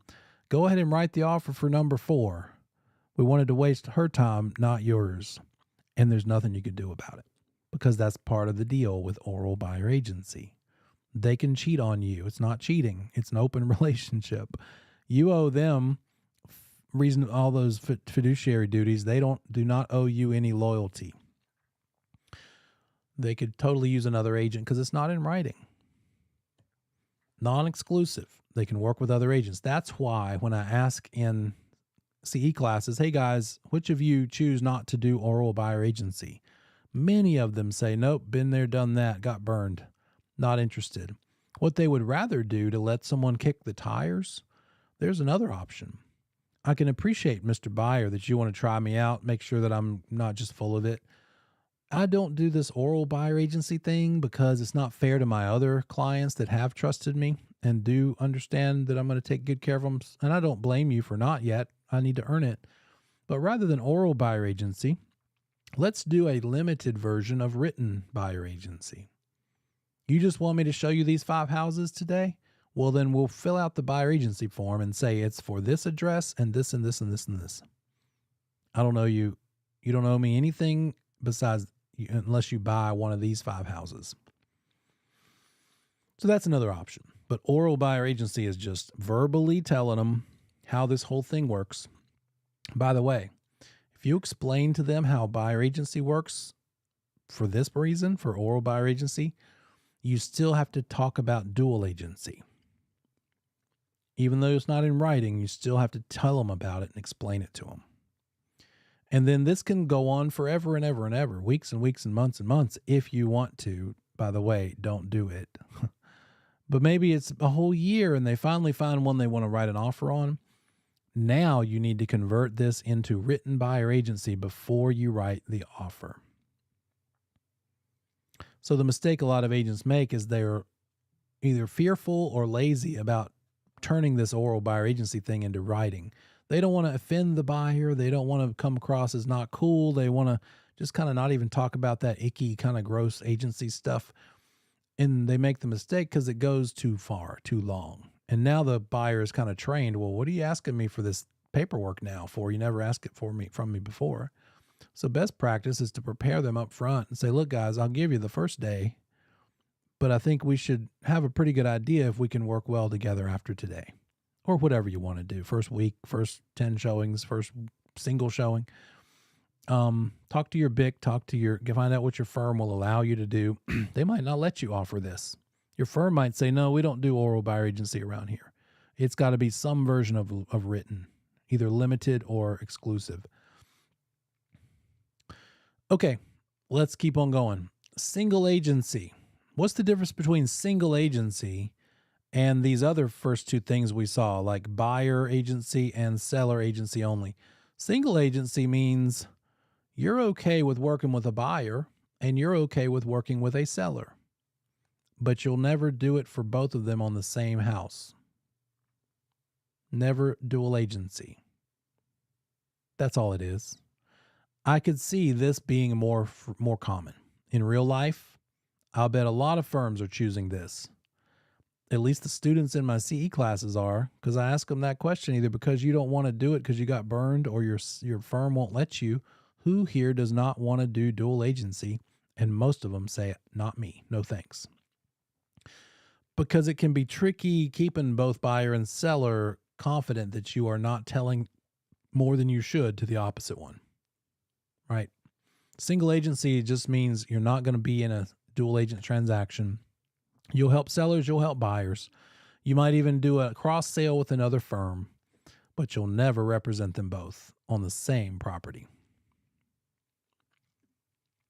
So it looks like this buyer agent could help Sarah, this Byron might also be a listing agent, help Sarah and Giannis, but not at the same time. There's a way to handle this. If Giannis wants to buy Sarah's house, but this firm doesn't do dual agency, well, then we're just going to have to tell Giannis, either you remain unrepresented or you go to some other firm and come back with your own agent because we don't do dual. Here's the thing about selling agents, that word with the ing that we already talked about. Giannis is the buyer. Byron is helping him as his selling agent, but we don't know by the word selling. All we know is he's on the same side of the court. We don't know, is he a buyer agent to Giannis? Is he a sub-agent to the seller and helping Giannis? Is he a dual agent? Or is he another term we haven't even talked about yet?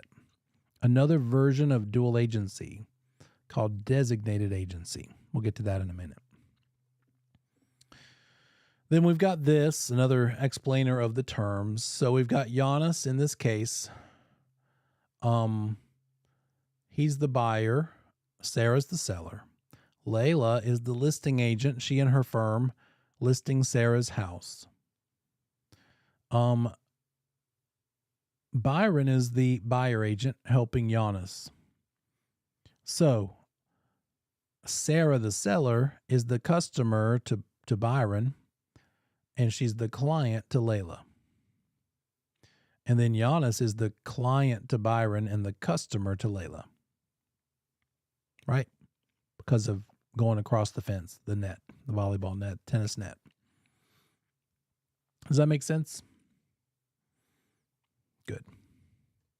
If Byron and Layla are brokers in the same firm, meaning buyer and seller are represented by people within the same firm, it is called an in-house transaction. In-house transaction, you're going to think, oh, just one firm. This is not two different firms. Now, they could be helping their respective clients either as dual agents or as designated dual agents that we'll get into in a minute. So an in-house transaction, same firm, both brokers under the same firm umbrella.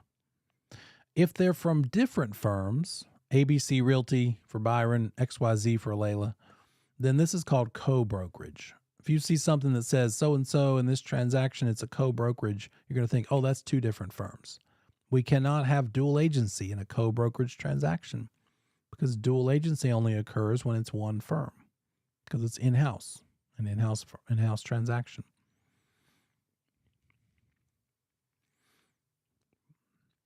In a co-brokerage situation, two different firms, the licensee is an agent of the firm, right? An agent of the agent. They're a sub-agent. The firm has been hired by that client, also known as the principal, and the firm and that principal authorized the licensees from another firm to help them. The firm and the principal are potentially liable for the conduct of the cooperating firms and their affiliate. What does all that mean? If you list a property, you and your seller, what I say to the seller on a listing appointment is, hey, seller, I don't want to use any of your money that you're paying me to pay an agent unless they are a buyer's agent. If they haven't managed to get a buyer agency agreement signed between them and their buyer, we don't want to take offers from them. We don't want to work with them because of liability. Because if that buyer feels offended or harmed in some way and they're represented by a sub-agent to you, the seller, then they're going to skip that subagent to you. The seller comes straight to you and me for remedies of this offense or this harm that they feel they've endured, like misrepresenting the square footage or some other material fact problem. So I don't even offer any commission to a subagent to the seller. I only want to sell my listings to people that have a buyer agent. Because if you have a buyer agent as a buyer and something goes wrong, there's more responsibility on the shoulders of that buyer agent to double check my work as the listing agent. If it looks like I'm wrong on the square feet or some other material fact or something, there is an amount of responsibility where that buyer could actually go after, sue perhaps their buyer agent for some or all of the damages if there was a problem. So they might have less to be mad at us about, me and the seller. So for that reason, again, 0 is what I give to a subagent to seller who's helping a buyer, a selling agent who's a subagent. No thanks. Take some of that liability off my shoulders. So dual agency is only possible with in-house sales, and we'll get more into this after the break. I'll see you back in 10.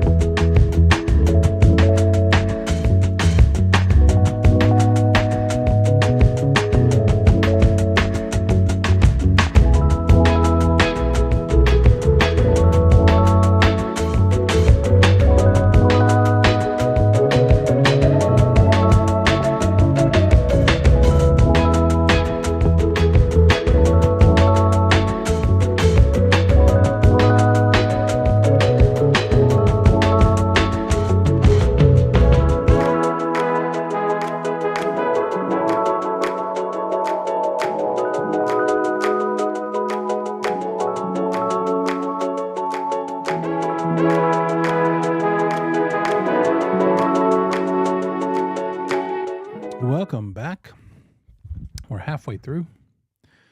So, dual agency, I know this is deep content and it's kind of confusing, so bear with me. Hang in there, guys. Hopefully you stood up and got some blood moving. It's needed in this topic. Dual agency is only going to work if it's an in-house sale, because dual agency is about one firm and one property. The firm is representing both the buyer and the seller. The firm has the listing. The firm has a listing agreement with the seller and a buyer agency agreement with the buyer. And so if you see a test question that asks about dual agency, what you're going to know is this is one single firm. This is not two different ones. So that's just a little hint, right? Just a little sign that you're dealing with dual agency if there's one firm involved. Same firm represents the buyer, and they're also, that buyer's buying the seller's property. Both of those principals' permission needs to be given, and the firm willing to do it, and the broker's willing to do it. Now we can do this dual agency concept. Byron and Layla, in this case, are both dual agents within that same firm. They both work for ABC Realty. So ABC Realty is the dual agent because they're the agent for both of these clients. And it's just the one firm. Now, what are the obligations of Old Car fiduciary duties of both Byron and Layla? Out of Old Car, what do they owe? Let me see if I can set something up here. What do Byron and Layla have to provide both Giannis and Sarah, both the buyer and the seller?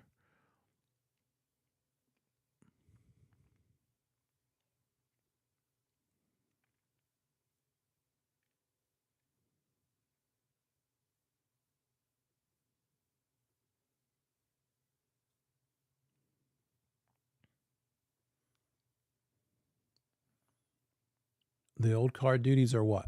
What does OLD-CAR stand for?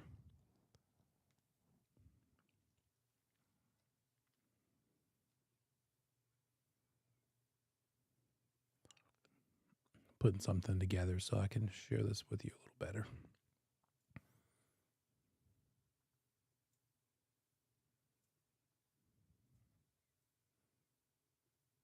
The O is for obedience. They both have to be obedient. Byron and Layla both have to do whatever Giannis and Sarah want them to do. Thank you. I see that, Jack. Obedience. Let's skip loyalty for now. They owe them disclosure. They got to tell both Giannis and Sarah anything about the property that needs to be disclosed.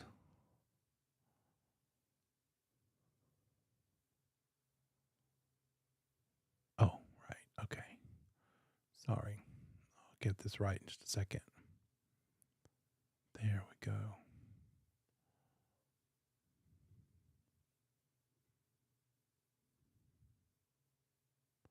There. That's what I wanted. Oh.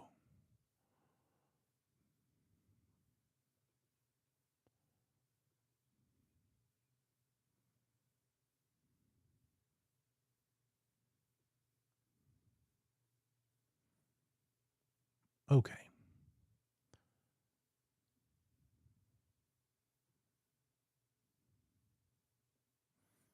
Now, here we go. So, what do we have? Both Byron and Layla owe almost all of Old Car to both buyer and seller.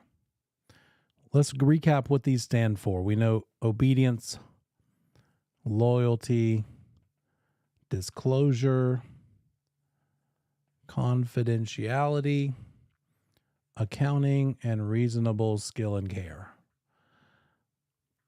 But since it's dual agency, no loyalty allowed.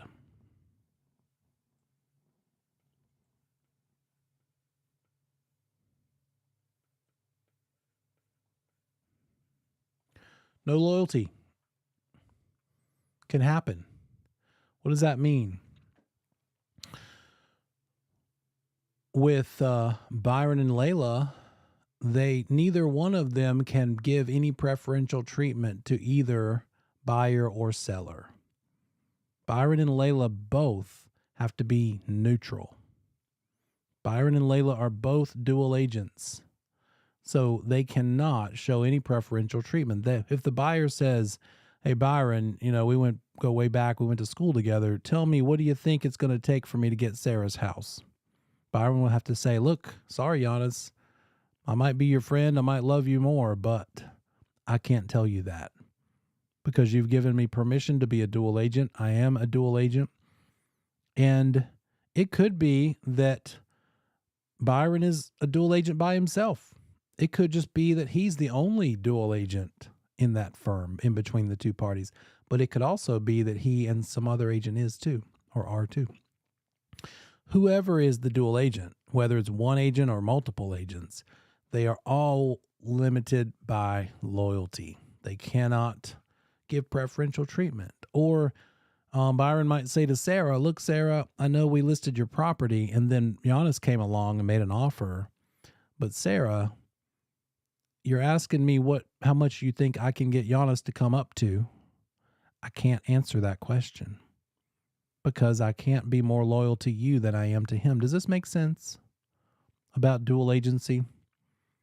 It's not about the number of agents. It's about the responsibilities those agents have for the clients involved. So here's what it could also look like. Just one of them. See that change? Maybe it's just Layla. It was her listing was Sarah. Giannis called on the yard sign or called on the Instagram ad. And Layla's talking to Giannis and he wants to make an offer. Layla and her firm are dual agents. And so Layla can't show more loyalty to one versus the other, even though she might have known the one of them first. Frequently, we know the seller first because it's the listing. Can't give either one an advantage over the other. Does that make sense? The loyalty is where dual agency falls apart. That's why it's not great. And I just tell people that. I say, look, there's this thing called dual agency. I'll do it. If it's my listing and a buyer comes along, the good part about dual agency is I know the other agent really well because it's me. I know he's not going to try to do my client wrong. I know what to expect. So I'll do dual agency, but I want to make really sure that both buyer and seller are convinced that I'm doing it properly. And I'm not trying to give either one of them an advantage. Sometimes they try. Buyer says, come on, tell me how much you can get her down to. Seller says, come on, tell me how much higher you think he'll go. And I have to remind them, look, you let me do dual agency, but here's the constraints. I can't give you some stuff. I can't give you some information. It's less than good. It's not the greatest option, but it is what it is. And if you want to do this, why, by the way, if the clients are okay with the agent doing less, having less loyalty, not being able to give you the scoop, because wouldn't you like it if you're a buyer that your agent maybe they accidentally find out that the seller would take less than what they're claiming? Wouldn't it be nice that you could find that information out? Sure. But in dual agency, not an option. We can't do it. Again, whether it's just Layla doing this by herself or both her and Byron or 3 agents or 4 or 5 within the same firm, what dual agency has that is consistent is it's only for in-house sales, and whoever's doing it, however many agents in that firm are doing it, they cannot be more loyal to one versus the other. Loyalty. Don't get confused and say confidentiality is the one that they can't do. They still have to keep each other's secrets. Keep the buyer's secrets from the seller and vice versa.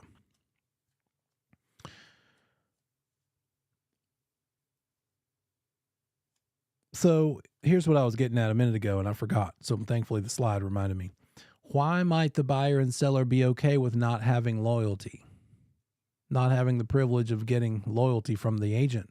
Because often in a dual agency situation, here, let me make it come back to this.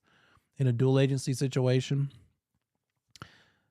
The agent is incentivized to be a dual agent because they're going to make more than just the one side.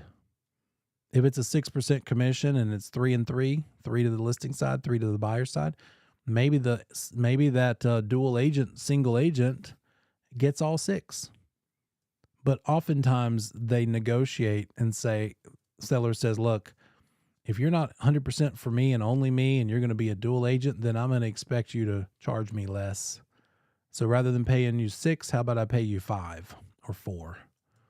And so the agent might be okay with less commission because it's still 4 is more than 3.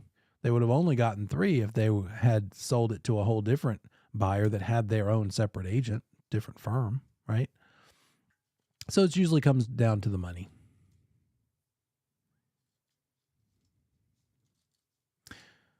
Now, let's talk about this other animal called designated dual agency. What if, and let me take this off because you'll be distracted by the slides and you need to pay attention, listen. Where'd it go? Oh, there we go. It's not fun, but there we go. Oh. Sorry, guys. I think I might have not been showing you what I wanted to. So just to recap, there is both of them, Byron and Layla, both being dual agents together. Neither can be more loyal to one than the other. Here's what I was yapping about when I said only one of them. I don't know if you could see that or not at the time, but hopefully that wasn't confusing and I didn't do that to you. This is, publish. That's what I want to show you. Whew. Long day. I taught a CE right before this. This is Layla being a dual agent all by herself. This is both Layla and Byron being dual agents together.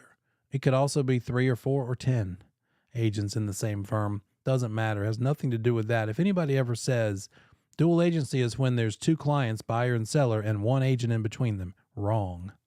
Dual agency is when there's 2 clients, buyer and seller, being represented in the same firm. The buyer wants to buy one of the firm's listings, and the agents in the firm, however many there are not allowed to give preferential treatment to one side or the other. So, with that said, here was the part about commission. Here's the motivation for an agent to do dual agency and put up with all the stuff because it's tricky. Well, maybe they're making more money than if they only represented the buyer or only represented the seller. Now, what if a buyer comes along and calls me on my listing? They call the sign, the number on the sign, and they say, Neil, I see this listing at 123 ABC Street. I'm interested. And I'll say, oh, great. Well, here's what it is. Here's the price. Here's the bedrooms, acreage. Do you have an agent? Are you currently working with an agent? And he would say, no, I do not have an agent. I was hoping you could do that. And I'll say, yeah, sure. Okay. Here's how this works. If you want to make an offer on this listing, I'm the listing agent. So don't tell me right now until you hire me as a buyer agent / dual agent. Don't tell me anything. I need to have the working with real estate agents disclosure discussion with him. Until he hires me, then anything he tells me in conversation, I have to tell the seller. And he's like, oh, okay, well, that makes sense. And then maybe a day or two goes by and he comes back and says, yep, I've thought about it. You seem okay. Yes, I would like to hire you. And I want to make an offer on your listing. And I'm okay with this dual agency concept. And so you sign the papers. Now he's a written buyer agency client of yours. You're already a listing agent for the seller. And everybody, your firm is allowing you to do dual agency. You're okay with doing it. And both the seller and the buyer are giving you permission in writing to do it. And so you say, hey, buyer, let's put the offer together. Here are some comparables. Here's what things are selling for in the neighborhood. And he'll say, okay, Neil, my new buyer agent / dual agent in this transaction, what do you think I should offer? And I will say, I can't tell you that. I can't give you advice. I'm just a mediator because I'm a dual agent. I can't give him advice on what to offer. He'll say, okay, now I get what you mean by dual agency. Well, then offer him this. So I put the offer together and I take it over to the seller. And the seller says, okay, yeah, dual agency, I remember that. That's fine. Well, gosh, his offer is not kind of what I was expecting. I'm asking 500. He offered 450. Do you think you can get him up any higher? And I would say, I'm sorry, seller, client, I can't tell you that. I don't know. I'm a dual agent, remember? Tell me what you want to counter with, and I'll take it back to him. I'm a mediator at this point. Or if you want to accept it, or if you want to just turn it down with no counter. Those are your choices. I'd probably say it nicer than that, but that's the gist of it. And then I go back to him, the buyer, and say, well, she came down a little bit, but not a lot. Instead of 500 and instead of your 450, she's coming in at 460. No, that'd be opposite. Let me do differently. That'd be a really nice seller. She's coming down to 490. Seller came down to 490, and the buyer says, wow, okay, we're still quite a ways apart. You sure there's nothing you can do? Can talk it over with her and try to get her down for me? No, remember, I'm a dual agent. Are you getting the gist of it here, guys? Do you see how they could get frustrated if you didn't explain how all this could go down earlier before this moment? So that's where you're at. You're like, okay. Let's rewind. Back when you were explaining this to the buyer and you said, here's how dual agency works. I can't be loyal to you more than to her, or vice versa. What if the buyer said this? What? That's crazy. That's stupid. Why would anybody ever agree to dual agency? I don't want to do it. I'm out of here. I'm going to go down the street to your competitor, find myself a buyer's agent, and then maybe I'll come back and make an offer on your listing. And you could say, wait a minute, I've got one more choice for you. Rather than have to go away, leave my firm and go to another firm, I can work out a special situation called designated dual agency, where I connect you with another broker in our firm and make that person you got to listen to this, guys. Pay attention. This is designated dual agency. I'm seeing some distraction out there. We can find another agent in our firm to represent just you, Mr. Buyer, and make them your designated agent. I will stick with the seller and be her designated agent. Now we still have dual agency because we're in the single firm umbrella, but we have designated an agent just for the buyer and an agent just for the seller. When we have designated dual agency, write this one down. Loyalty is restored. The purpose of designated dual agency is to make it like it's two separate firms again, or two separate firms, period. Loyalty's back because we have one broker within the firm helping the buyer, and that's their only job in this transaction. And then we have the other broker in the firm, the listing agent, helping only the seller going up against this buyer. The loyalty, I can be more loyal to my seller than I am to that buyer because I am no longer just a true dual agent. I'm a designated dual agent. Designated just for my seller, while there's another agent in my same firm designated just for the buyer. Does that make sense? Do you see the difference between designated and regular or true dual agency? It's about the loyalty. Not about confidentiality, but loyalty. So let's look at it on the tennis court. What if Giannis or Sarah don't like the idea of no loyalty? One more option is this idea of designated dual. Loyalty is restored. We can treat it like it's two separate firms, because if it were two separate firms, somebody from another firm brings me a buyer for my listing. If I happen to maybe scroll social media and maybe I'm a friend of that buyer and I find out how desperately they want this house, any way that I learn something confidential about that buyer, I'm not only going to tell my seller, I have to tell my seller and help her take advantage of that confidential information. Or the opposite. If I'm helping a buyer and I find something out about a seller, because maybe a friend of a friend, Facebook, and they say, gosh, put in an offer today on this house and it's just like the one I grew up in and my offer doesn't get accepted, I'll just go full price if I have to. If I were to find that out in some way or other, I would have to tell my client that, because loyalty, I would owe to the client because it's two separate firms. Well, designated dual lets this be the case again. True dual does not. Byron and Layla are designated dual, loyal to their respective clients. Loyalty is restored. There's another kind of dual agency, sort of. Not really another kind. But if you don't explain it properly, then what you could be guilty of and in trouble for is undisclosed dual agency, where one firm represents both parties, but not with any consent of the parties. In other words, you're acting like it without permission to be that way. One way you could be guilty of undisclosed dual agency is if you're helping a buyer and the buyer wants to buy a for sale by owner property. And you go to that FSBO and say, hey, seller, I know you're wanting to be unrepresented. I'm not trying to list your property. I have a buyer who might be interested. And would you pay me a broker fee, a buyer agency fee, if I bring my buyer? If everything made sense. The seller might say, yeah, sure, whatever, we'll do that.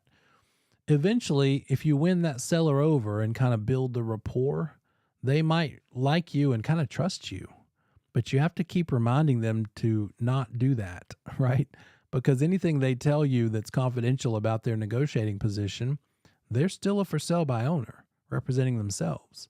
You're a buyer agent and you owe whatever you learn, even from straight from their mouth, to your own buyer. So you've got to let them know, look, don't tell me secrets. If you didn't give them that warning and they told you stuff, maybe that seller, that's FSBO, said, you know what? We're asking 300. They offered 250. Tell them that we'll counter with 290, but just between you and me, Neil, we would go down to 250 if we have to. This is a for sale by owner seller telling me this. If they did that because they like me and trust me, by me not reminding them, look, before they even told that, I needed to make sure they knew not to tell confidential. If I kept that secret from my buyer, I've engaged in undisclosed dual agency. I've acted like a dual agent without permission to do so. My buyer might have even said, I heard about this dual agency thing and I don't want to do it. I don't want you to represent anybody except me.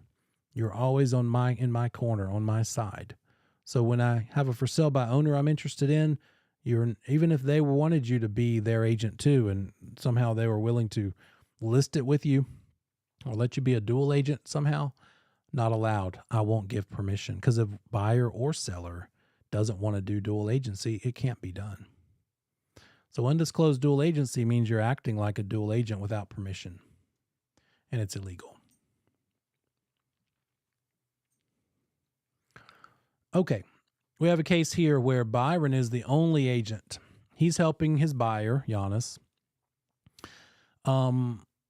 Sarah is on the other side of the court. She has no listing agent. She is an unrepresented for sale by owner. But Byron still has to help her to some degree. She doesn't know what forms to use. She doesn't know where to get them. Byron is the easiest resource. He can provide the forms. He can even explain to her how to fill them out. He can help her understand where the buyer's offer is coming from and explain it. He would go to her house, get something signed called a unrepresented seller agreement, something that says that, okay, this seller is going to pay me a buyer agency fee if I bring a buyer and get an approved, acceptable contract. And so now he's protected. His buyer can buy her property and he's going to know that he's due a commission. But he's got to keep reminding her that he doesn't represent her. And if he lets her confide in him and doesn't tell those secrets straight to his buyer immediately, he has engaged in dual agency without permission, which is undisclosed dual. And that's what we're talking about. Disclosed dual agency says that the dual agency firm owes all of those fiduciary duties to each of the firm's clients without injury to either client except the loyalty part. Designated agency restores the loyalty. Now we can treat it like two separate firms again. The broker in charge might designate an agent for that other party, the buyer, or maybe the listing agent just picks one from the firm themselves. So we have one agent for we have at least one agent for the buyer and at least one agent for the seller, each as designated dual for each of their clients. Here's a little nuance that you might see. We've got a designated agent for each of the two parties, but the firm and all the other licensees in the firm are still dual agents representing both. They can't be more loyal to one than the other, but they're not even engaged in this transaction really. But officially their title would be dual agents. So again, designated is a form of dual. The broker in charge in the firm needs to set up a policy, whether they allow it or not. Sometimes firms will say, we don't allow true dual agency, but we will allow designated dual because we like that the loyalty is a part of it. Clients have to give permission. If everybody's not on board, you can't do it. And designated dual agents are exclusive to their respective clients. Here's a special little situation here. When you first get your license, what are you going to be? What will be the words on your license? You'll be inactive until you affiliate with a firm, but an inactive what kind of broker? Provisional. Perfect. Inactive provisional. Then you find a firm, you pick a BIC, you affiliate with them. Now you're an active provisional broker. And now that broker in charge has to hold your hand, guide you through transactions, see that you're trained up, and they owe that to you the entire time you remain provisional, which might only be 2 or 3 months because maybe you hurry up and take all 3 of your classes, your post-licensing classes, or it might be the full 18 months before you get all your classes done. The entire time you're a provisional broker, you've got to be hand in hand with your broker in charge. They need to know what's up with every transaction. You need to probably show them at least the first several. They might require that you show them the first several listing agreements, or maybe all of them. And they might want to be involved in the negotiating, at least in the background. So if you are still a provisional broker, and if your broker in charge still lists and sells property, and if they have a listing that your buyer wants to buy, your buyer might say, oh, wait, I heard about this dual agency thing, and I don't want to do it. I will allow designated dual, but not true dual. It won't work for this situation because your broker in charge cannot be a designated dual agent up against you, the provisional broker. Write that one down. A PB can't be a DDA up against their own BIC. Provisional broker can't be a designated dual agent representing a client on the other end of a transaction from their broker in charge, their own broker in charge. Why? Because that broker in charge needs to be able to talk to you about every one of your transactions. And if they're representing a party that has got the opposite goals from your client, the seller wants the most money with the best terms for them. The buyer wants the cheapest price with the best terms for them, the opposite goals. How can they do both? They can't. So designated dual agency is possible in all combinations except that one. It could be between a broker in charge and a full broker, a non-provisional full broker on the left. It could be between a broker in charge and what else? Who is this? Sorry. It could be between 2 different brokers. Yeah, okay. Any of the brokers, any of the full brokers in the firm, it could be between 2 full non-provisional brokers against each other, both designated dual up against each other. And 2 provisional brokers can be designated dual agents up against each other. And a provisional broker can be a designated dual agent with a client fighting up against another broker in the firm that's a full non-provisional. All of those combos are okay, except BIC up against their own PB for the conflict of interest.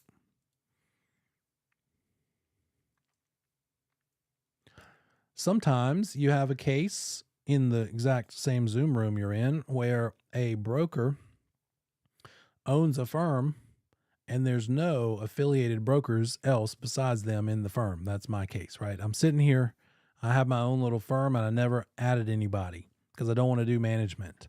I'll probably build a little team at some point, but I don't want other brokers in my firm doing their own thing. And so right now, I cannot offer designated dual agency. I can't make that available. There's no other human heartbeat available to designate for them while I work for the other side. So let's word it properly.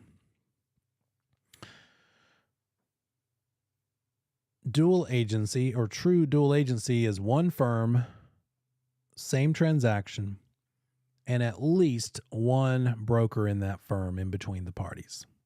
But it could be two. Maybe there's a husband-wife partnership, or 3 or 4. It could be a whole team, all of whom are acting as true dual agents, but at least one in between buyer and seller. Designated dual agency is the single firm as the dual agent, and then at least 2 brokers, one for the buyer, one for the seller. So designated is at least 2, true is at least 1. In my case, I could do dual agency, but I can't do designated agency because I don't have another person. With rentals and residential, most times you only represent the owners. Maybe you'll help a tenant try to find a rental. But in commercial, it's more common that you represent both. Commercial brokerage, you're representing both owners and tenants. Property management, same thing. Commercial, you're probably one or the other, but property management, maybe both. That property management agreement is another agency agreement. It's got to be in writing, just like they all do. Same old car fiduciary duties. Your licensed employees that you pay a W-2 salary are sub-agents, and they can do lots of things that they normally wouldn't be able to do on the selling side, meaning an unlicensed person can do more in property management than they can do when they're in a sales situation. They can do lots of things that normally require a license. What can a salaried employee of a property manager without a license, the employee has no license, what can they do in the property management field that they couldn't in the sales field? Any ideas? What can an unlicensed property management employee do that normally requires a license?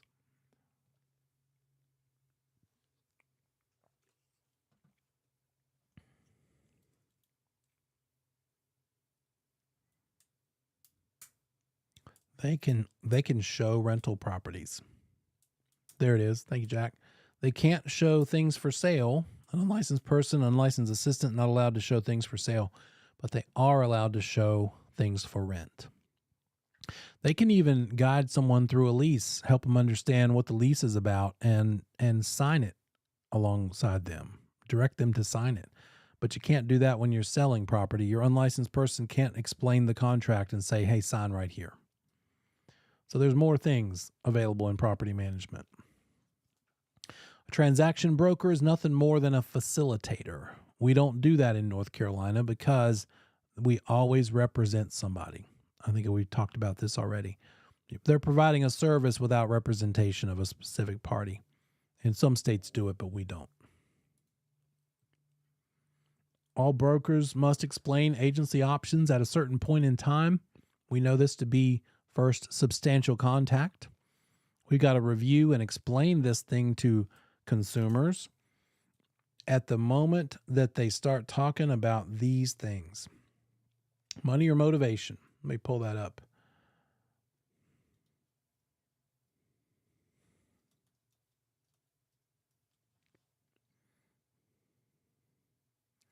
And we'll go through it.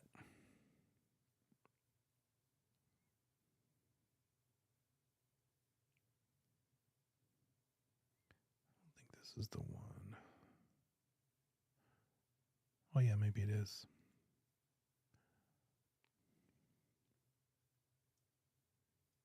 I think it might even be in here. Sorry, while I talk to myself.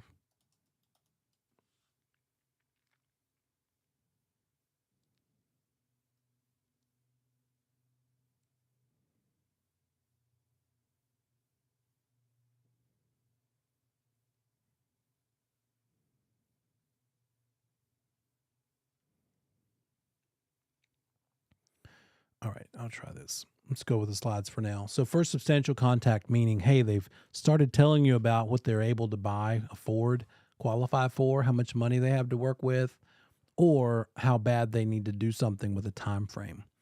And these are extreme levels, right? So money means I've qualified for this, or I can spend this, I have this much cash. Motivation is not, hey, I'd kind of like to move by fall. Motivation is, I've got to be out by October. Have to, must to, got to. That's motivation. I'd like to move in the spring is not motivation, so that doesn't require that you now explain working with agents. Not a bad idea to move in that direction, though. So first substantial contact might occur before you even get face-to-face. It might happen by phone or email or text or DM, right? So somehow or other you're talking to them and you're not face-to-face, you still have the obligation to explain this. Hey, you called me on the phone about my listing. You've just told me that you qualify for such and such. Now I need to disclose that. Make sure you understand I represent the seller.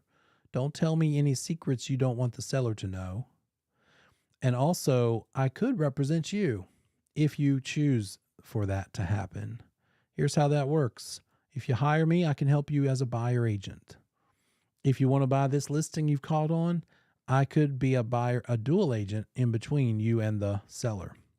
In that event, as a dual agent, I have to be honest and fair and ethical and keep your secrets from them and theirs from you, but I can't give you preferential treatment over them or them over you. In other words, I can't tell you, Mr. Buyer, the lowest the seller might take, and I can't tell the seller the most you might be willing to pay. And I usually add, even if I know those numbers, because a lot of times I don't even know those numbers. So, if we are in this situation where we're explaining this to them over the phone or email or text, we need to have all the same level of in-depth discussion, explanation about it. And then we need to send them the actual disclosure form within 3 days, no later than 3 days. And then when we do meet them face-to-face, we need to talk about it and explain it again once we're face-to-face. You're not off the hook just because you explained it one time. You got to say, now that we're about to go look at houses together, let's talk about this working with agents disclosure again. Here's another one. By the way, what we're looking at is not the actual disclosure. It used to be, but now this thing is just a useful questions and answers explainer. The actual disclosure is a single page for sellers and a single page for buyers. We'll see that in a minute. Why is it 3 days? We'd have to send this to them within 3 days. It's left over from when all we did was mail things. Before email, before we could DocuSign or .loop it to them, the 3 days is still the maximum time that we have to send this, but probably a better choice is immediately, because you could just zap it over to them. You could scan and email it over to them. So got to get that to them and then again, explain it to them when you're in person. We should not ask them personal questions about their finances, about their motivation until this stuff has been nailed down. So we might receive information about their wants and needs, but don't ask questions to get personal information until you've discussed agency, until you've discussed the working with agents procedures. So how do we do it? How do we actually disclose it? There's the actual working with agents disclosure form. It's a single page. We review it with them, and then we say, here are your choices. Who do you want me to take care of? Do you want me to represent you? Do you want me to represent the other party? Let me pull that up.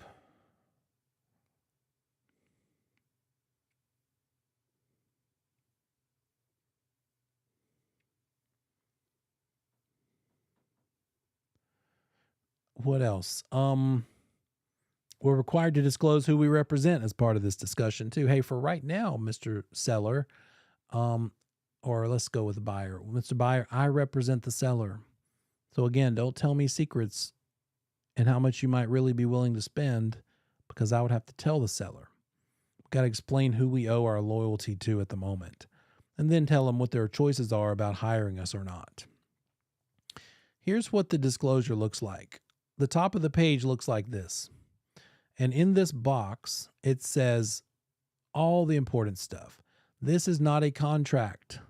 All this is a disclosure that I want to try to get signed by them so I have proof in my file. Listen to this one, testable.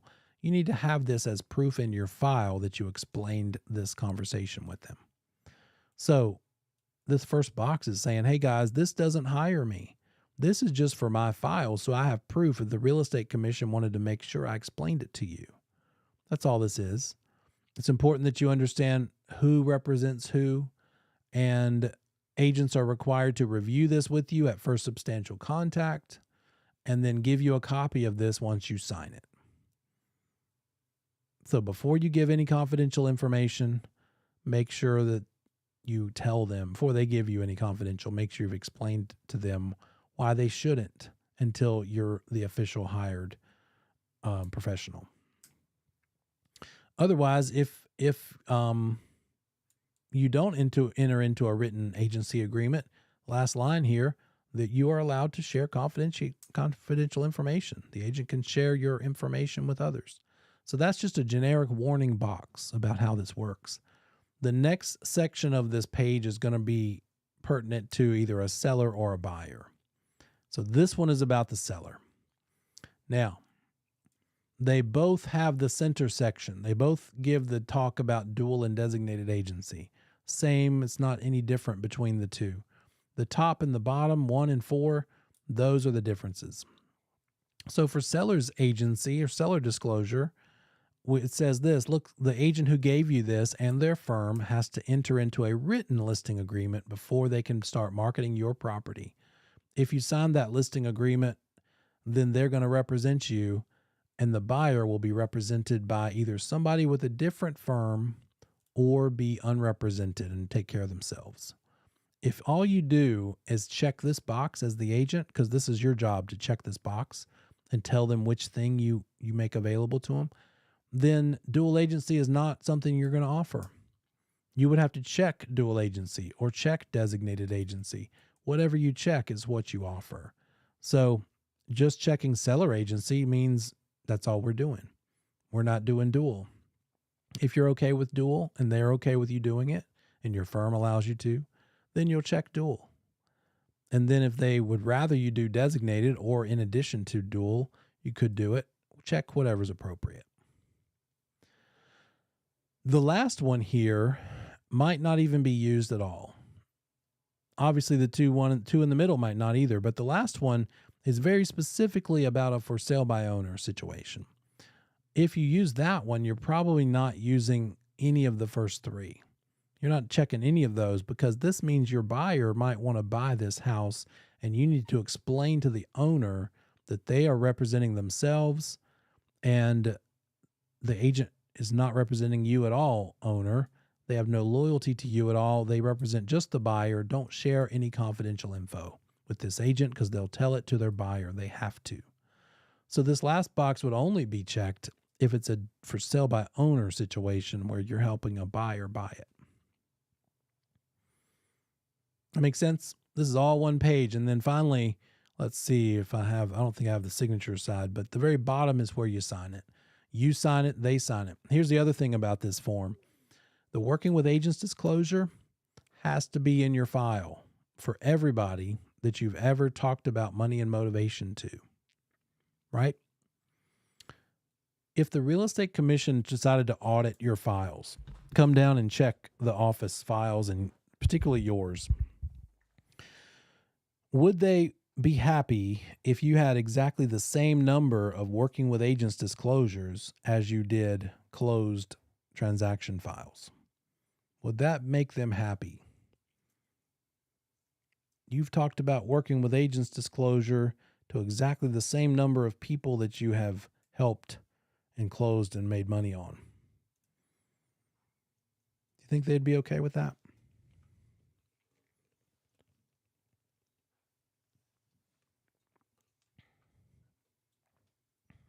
You can put it in the chat if you want.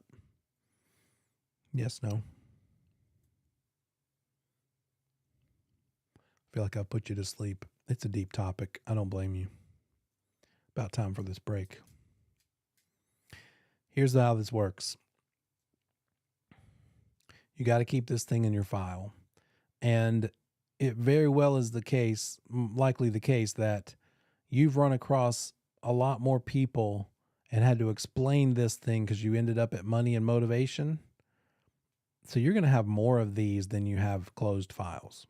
You should have more of these because you probably talked to more people than you actually successfully closed, right?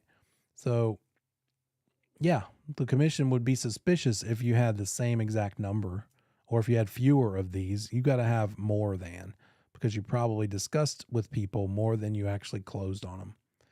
The other one is the buyer version. And it's the exact same thing at the top, same box at the top that says, hey, keep your secrets to yourself until we decide to work together. And this time, the middle ones are a little bit different. The dual and designated are the same. Dual agency occurs if you purchase a property listed by the firm that represents you. Firm and any agent in that firm is able to represent you and the seller at the same time, but the loyalty is divided between you and the seller.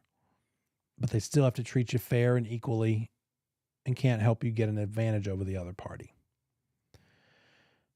And then designated talks about that. Hey, now we can restore loyalty. Each of you gets your own agent. The buyer agency box at the top says, hey, the agent who gave you this represents you as a buyer. You could start this in an oral arrangement, but then your agent must get it into writing when you want to make an offer, before making an offer. And the seller will be represented by somebody that's not you, unless you check dual or designated. And then that last one on the buyer's side is a case where the agent is a listing agent for the seller and the buyer comes along, and you're not going to be a dual agent. You're going to just let that buyer remain unrepresented. But this is fair warning to them. Don't tell me your secrets. You got to keep those to yourself. I have to share with my seller whatever you tell me. So that's the purpose of it. Notice the note down here, for more information, refer to the Commission's questions and answers brochure. Here's what that looks like. Then we'll take a very much needed break. Here's this questions and answers brochure. It looks a lot like, it's just it's a multifold, black and purple. And they have diagrams here that kind of help understand the relationship. And I'll start with that when we come back from break and explain dual and designated using the diagram, and it might make a little more sense. But I'll see you back here in 10. Stand up, move around, do some jumping jacks, get that blood pumping. I'll see you in a minute.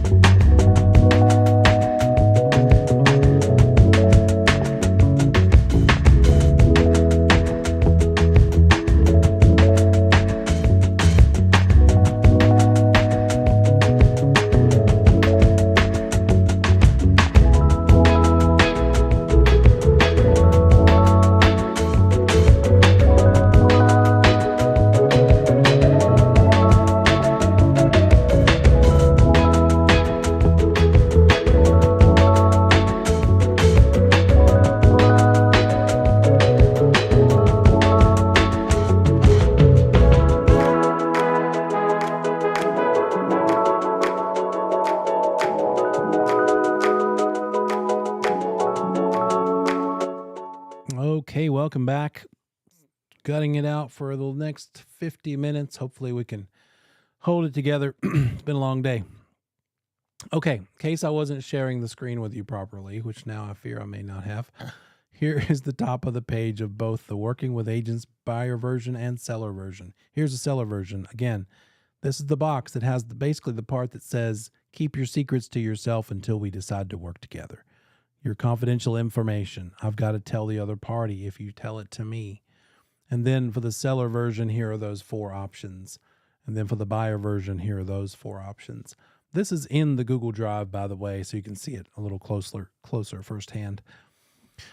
So, as a broker, there are 3 ways to work with buyers.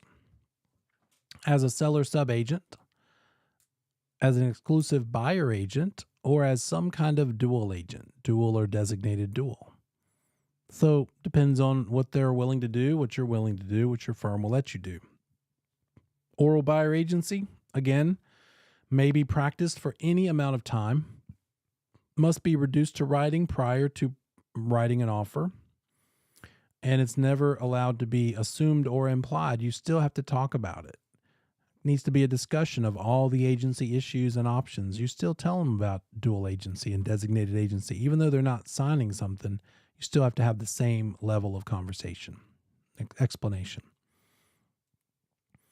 We know that the broker in charge is responsible for all the actions performed by all the affiliates under them. The provisional broker must do their actions in the name of the BIC, and they can only receive compensation from that broker in charge. And by the way, the compensation also, the BIC has to be the only source of compensation for the non-provisional too. Any money has to flow through their own broker in charge. We are independent contractors working for our firms. We are not W-2 employees. And as an independent contractor, there's an agreement that we sign. It's a written employment contract, and our income as an independent contractor means salary-based. Sorry, not salary-based, but instead commission-based. Commission, not salary. So while the 3 most important words in real estate are location, location, location, the 3 most important words for a broker or for realtors, disclose, disclose, disclose. We've got to disclose things. It's got to be done that way. And that was it. That is Unit 7. Let's take a look, let me see here, at Unit 8. And then we'll go on into 10 after that. We have a full understanding of agency, and then we'll get into the second chapter about contracts after that. So it won't be tonight.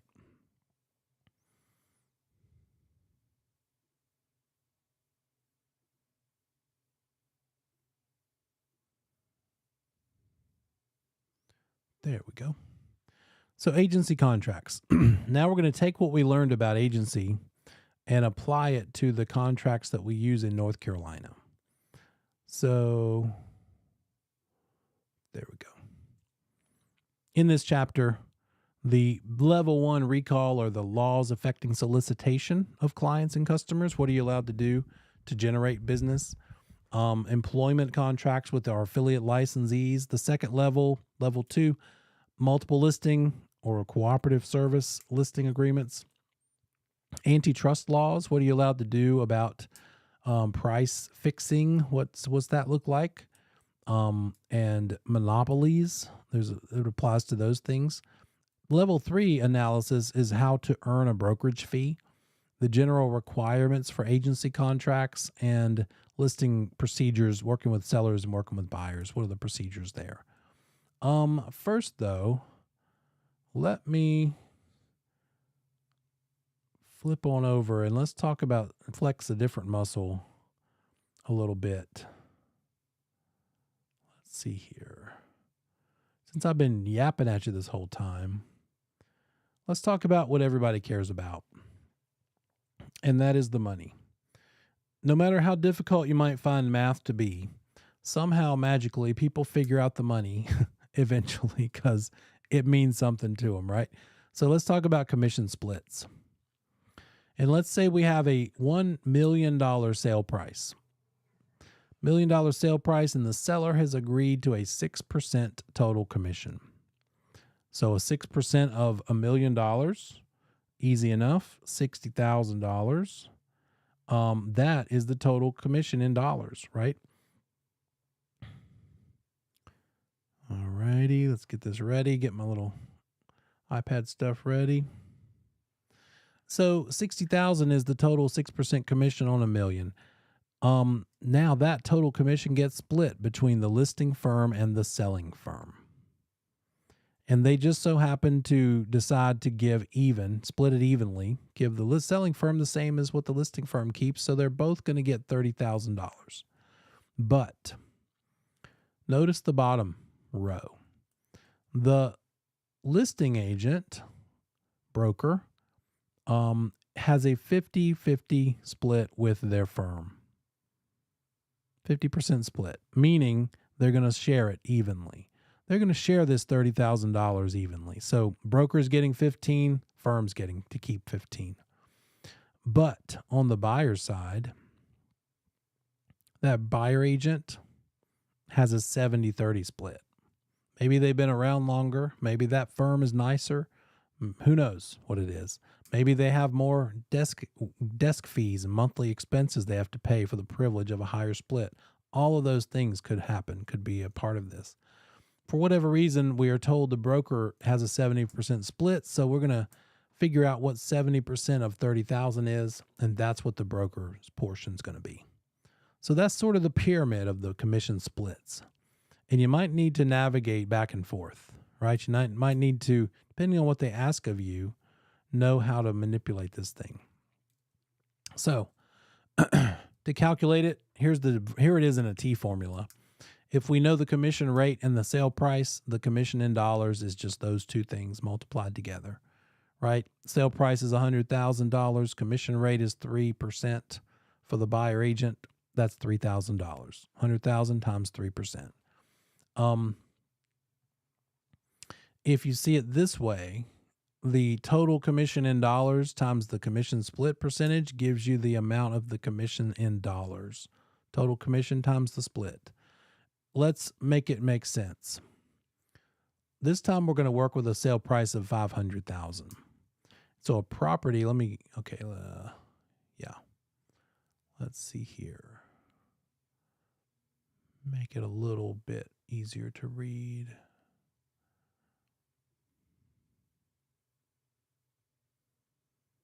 $500,000 price. Here we go.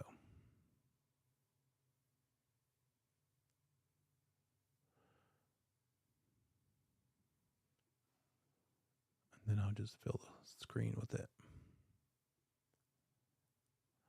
All right, there we go. I'm still here. You can hear me. But now we can see everything nice and big. Property sold for $500,000 and the seller paid a 6% commission. The commission was split equally between the listing firm and selling firm. This is kind of what you might see, maybe without the bullet points, but they'll write a paragraph explaining all this. The listing firm split the commission 50-50 with the listing broker. The selling broker received 70% of the commission paid to the selling firm. All this looks exactly like what we just saw, except for the price. What we just saw had a price of $1 million, but all the same splits. This time we're dealing with half of that. So depending on all of these facts, how much did the who receive? Who received what? If they're asking what was the total commission, then we need to do what to get the total commission? What's our math to do the total commission?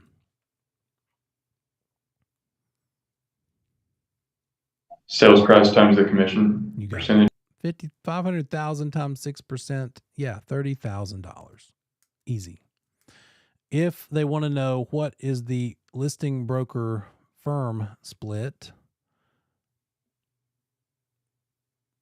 between the listing broker and the firm of that listing broker, it's $7,500 apiece. Let's apply that to a pyramid. Let's see here. Wonder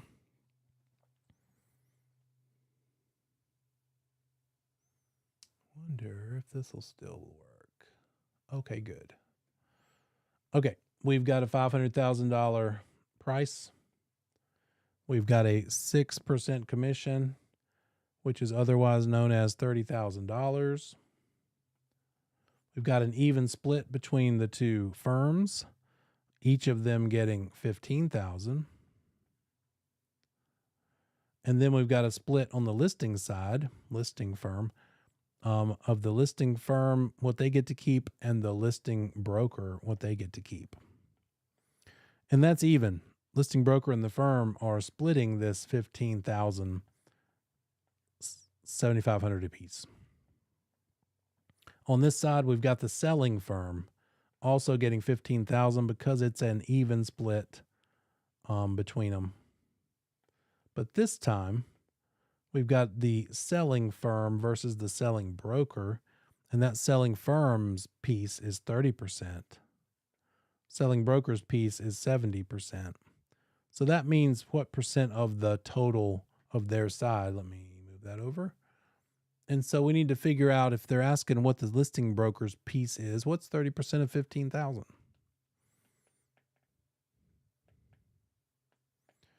And there we are, $4,500.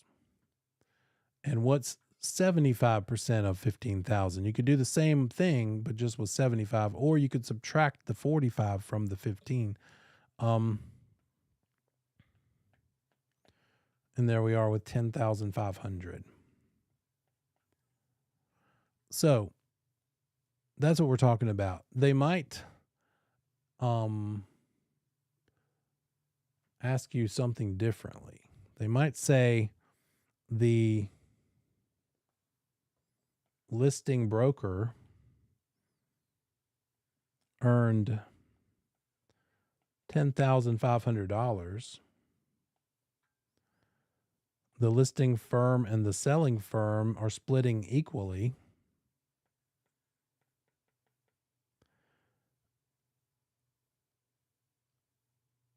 And the total commission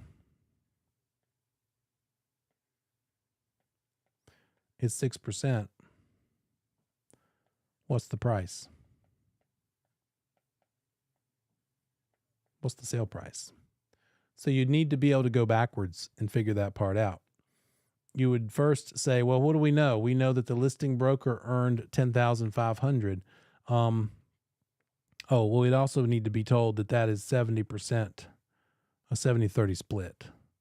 So what you do there is say, okay, $10,500 is 70% of what? You write a little word problem, and then you take that 10,500,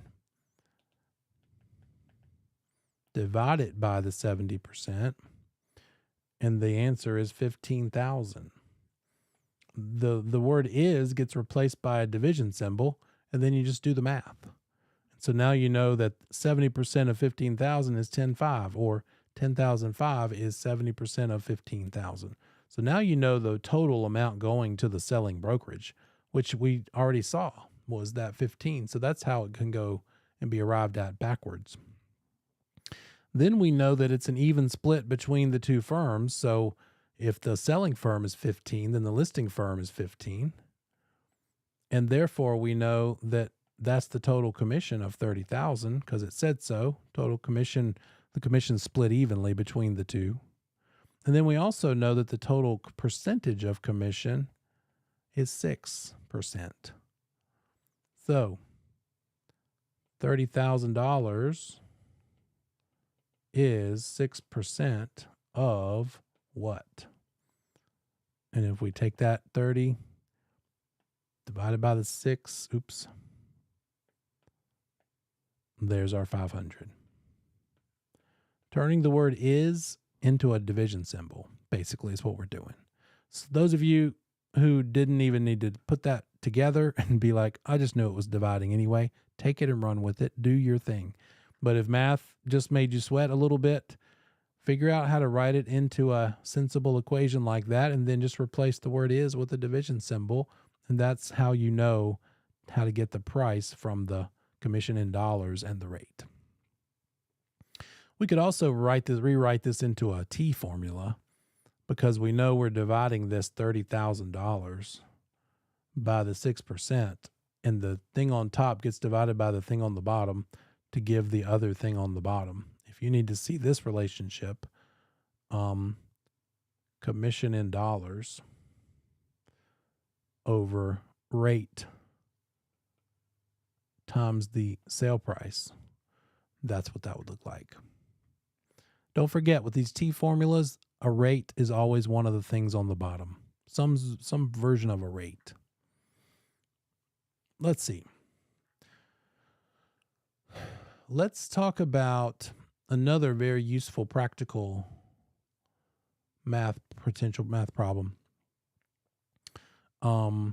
Seller net.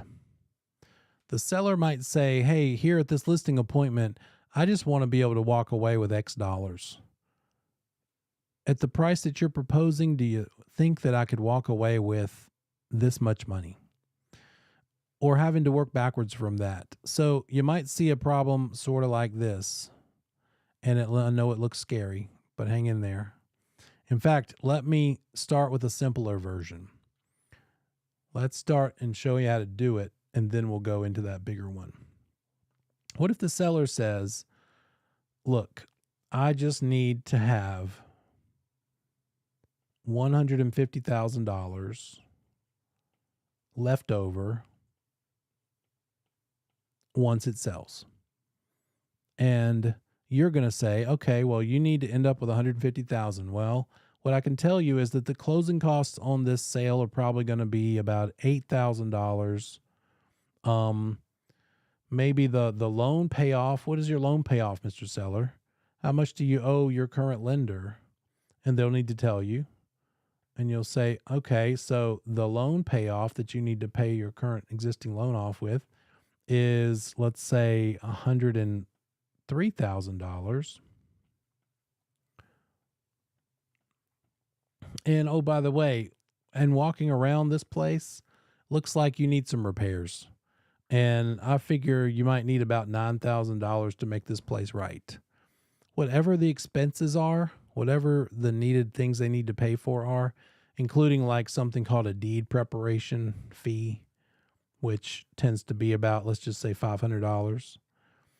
Maybe they need to provide a warranty, a home buyer's warranty, because it's got such old systems and appliances. That's what it's going to take to get a buyer to not be scared. And so let's call that $1,000. Oh, and by the way, you charge let's make it different. You charge a 5% commission. 5% commission. Based on all of this, you need to figure out, what do we need to sell this house for to accomplish all of these goals? What do we need to sell this house for so that the seller ends up with $150,000 after paying all of this stuff? Our estimate of all of those things. And so we also have this 5% commission. That's the thing that presents the problem, because we could add all of this up and figure out, okay, 150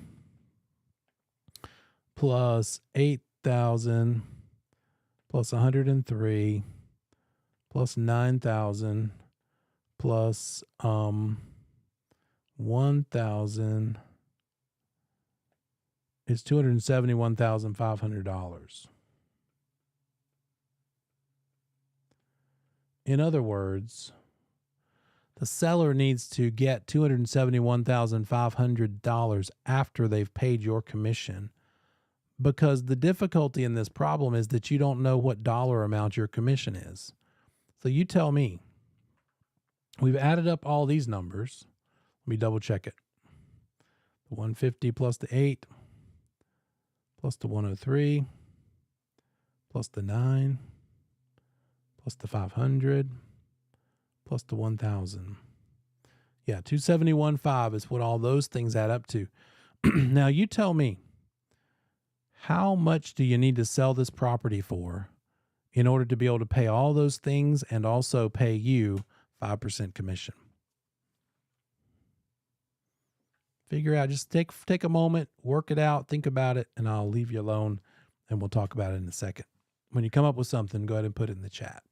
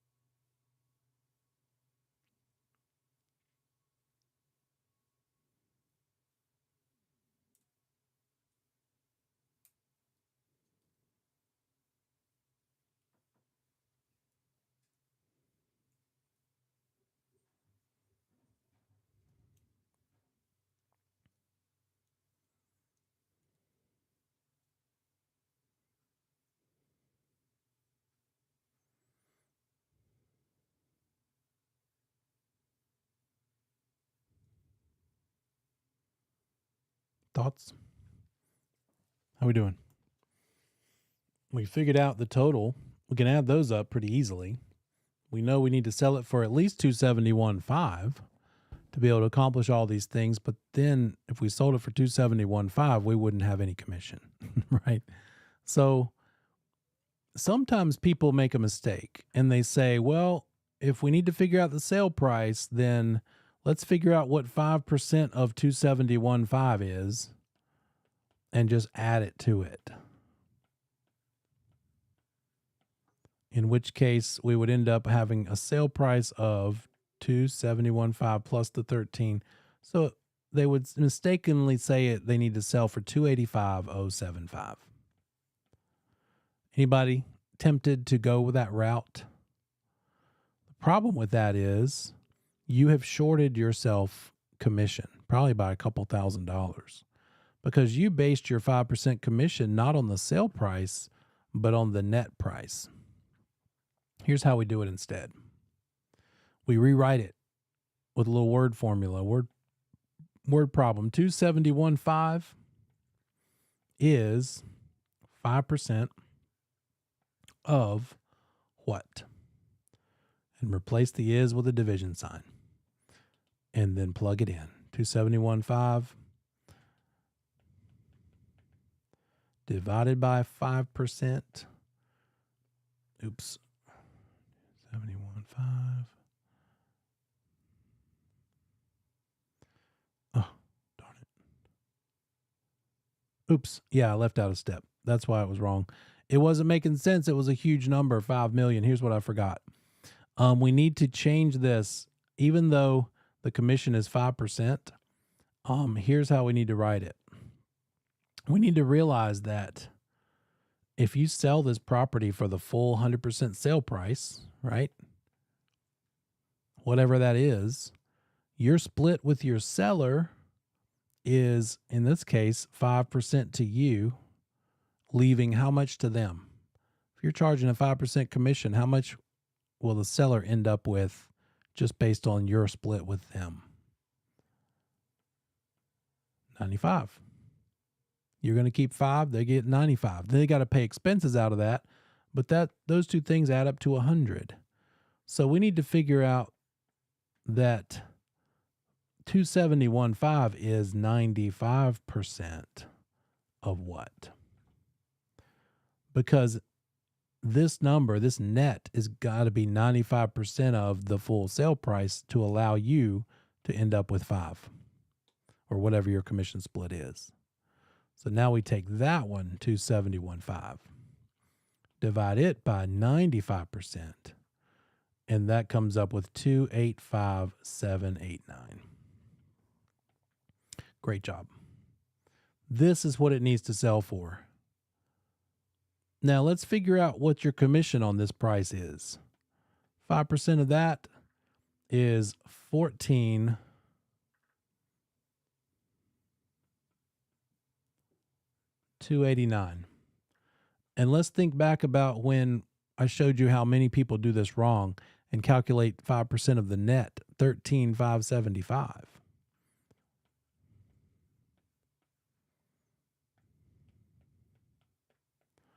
You just cheated yourself out of $714 because you charged the commission. You calculated it on the net instead of the price. And I guarantee you'll have a problem backtracking if you tell the seller that your commission is going to be this instead of that. So let's get it right from the start, right? So again, step one, when you run into a problem like this, add up everything you can that's not a percentage. You're left with just the commission as a percentage. You don't know the dollars of this because you don't know the price yet. Take the thing that you got that's the net, not including your commission, and divide it by whatever the seller is going to be left with of a percentage of the price. Now, let's look at that horrible looking paragraph of a question that I just showed you and make some sense of it.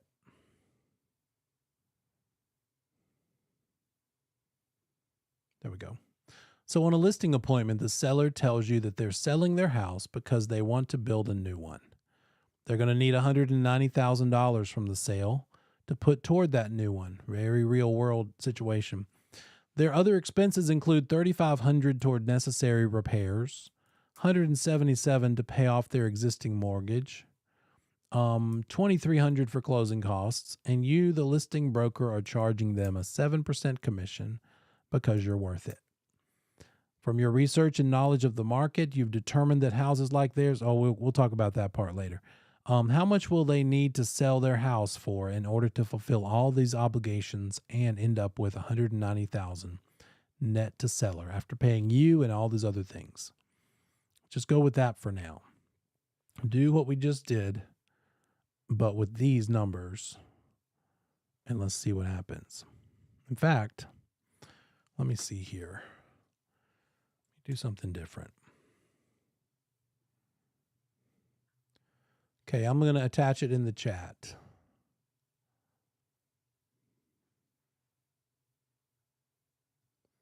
There we go. Pull it up in the chat.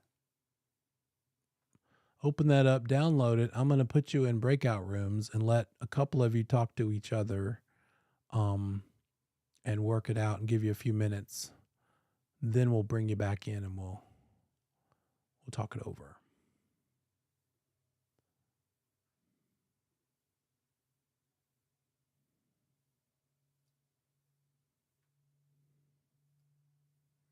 There we go. You'll see a message that says, go into the breakout room. Go ahead and do that and take a few minutes, and then I'll bring you back in.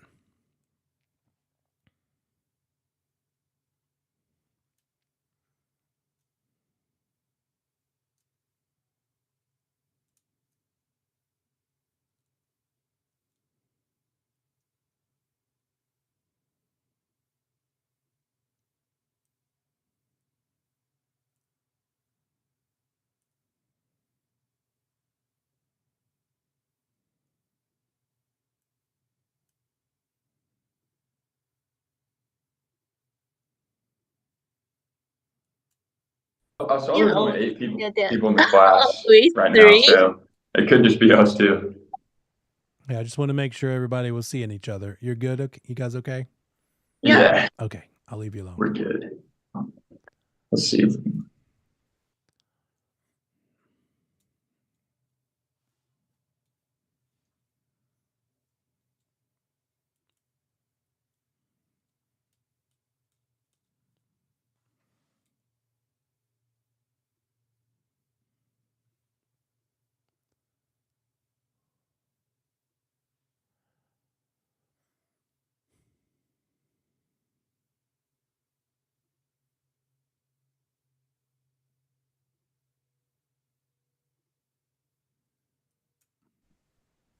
Hey there, you need me? Yeah, Neil, real quick, 2 questions. Is it showing my name on there? Is it saying iPhone? Because I just had to switch my phone. Yeah, it's showing iPhone. Go ahead and rename Okay. yourself when you get a chance, please.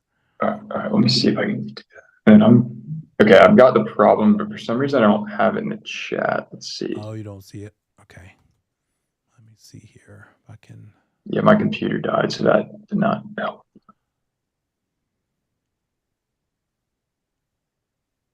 Do you have it, Lena? Sorry? Yeah, I have it. You have No it. Yeah, problem. Lena, if you share your screen with me, I'll just change my name. So there we go. Oh, you see it. You see what I've got shared to you. Okay, good. Perfect. All right, I got that now. Thank you, Neil. You're welcome. All right, Lena, let's see here. Sorry for that.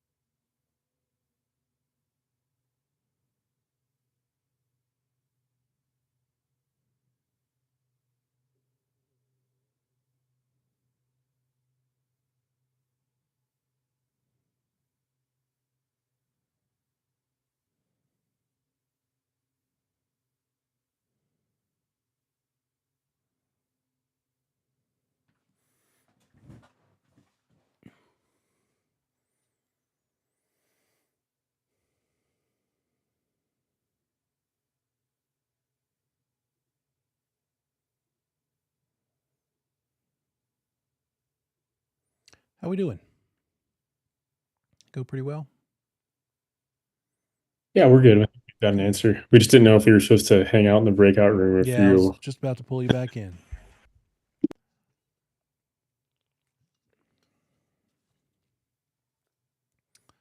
All right. Let's see. Got one more to come. There we go. How'd that go? What'd you come up with? Was it 398, 896? Let's see.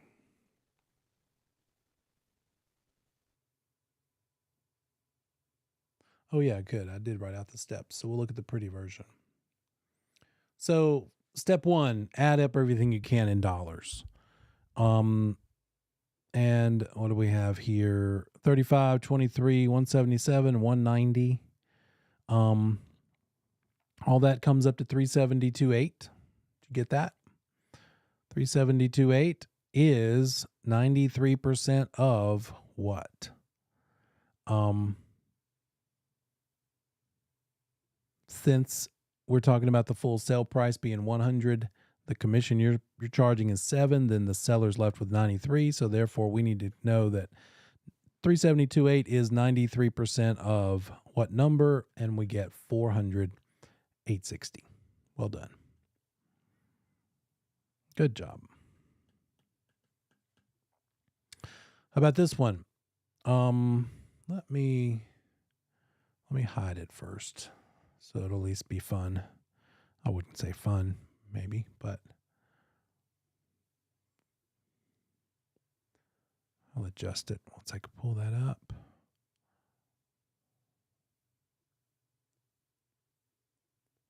Homer wants to walk away. Oh, shoot. Okay. You might have seen it, and that's okay. One second. High technology going on right now. Okay. Homer wants to walk away from closing with $235,000 in his pocket. His mortgage balance is $190,000. His other expenses include a home equity line of credit for $80,000, repairs for $11,000, attorney fees of $2,700, and broker commissions are going to be 5% of the total sale price. How much does How much does Homer need to sell his house for, property for, in order to end up with $235,000 at closing?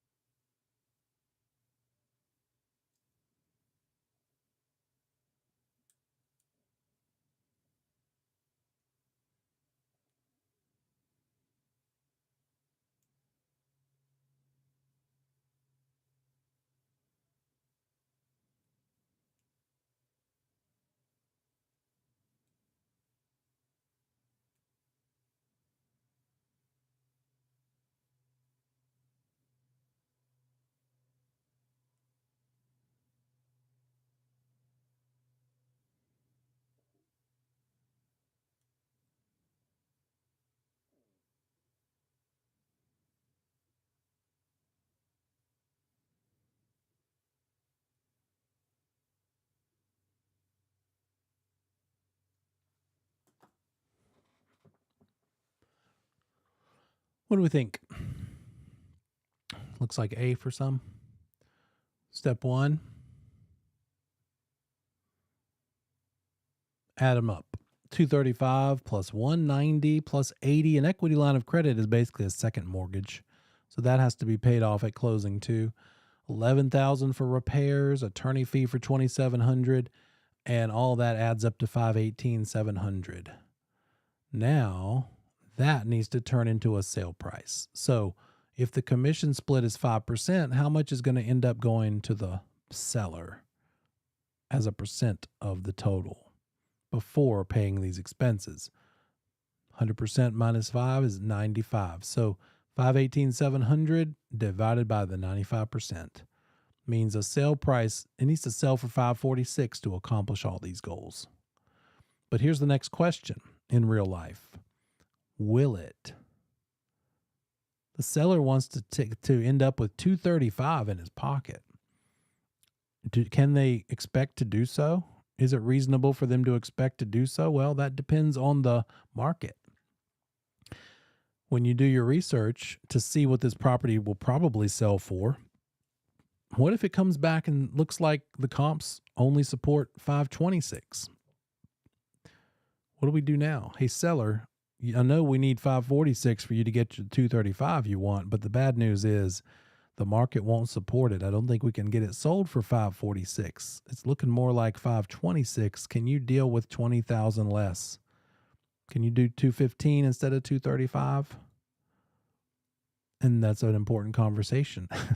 And all you can do is say, here's the numbers, right? Don't shoot the messenger. And explain, the next phase would be explaining your CMA, your market analysis, to help them understand why similar houses like theirs with maybe making adjustments has sold for not anywhere close to 546. So that's the second part of the conversation. So commission math, seller net math, that little trick of the divided by thing is something we can apply to the commission splits when we need to start with what the listing broker made and work our way backward to what the total sale price was. So we saw that before. Okay, let's see here. Recap. What happens if a buyer calls you on your yard sign? You're the listing agent, and they want to make an offer on your listing, and they don't have an agent. What are some options as to how you could work with them? They don't have an agent. You're the listing agent. They like your listing. They want to make an offer on it. What are some choices that we could give them? Explain to them. How could your relationship look with them? If they agreed, if you agreed, if your firm allowed you to, if all the parties allowed you to, what are the different ways you could do this thing?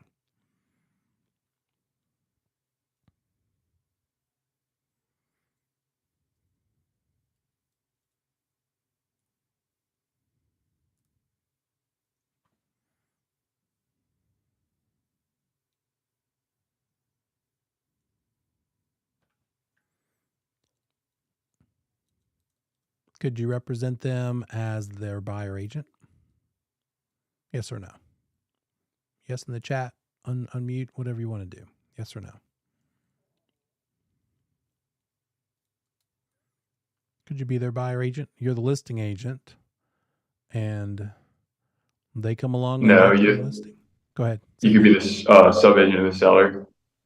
So you're representing the seller already. They come along. I guess technically, if everybody lets you be a dual agent, then technically you are a buyer agent, right? So if they come along and they let you do dual agency and your seller does and your firm allows it, then yeah, you could be a dual agent.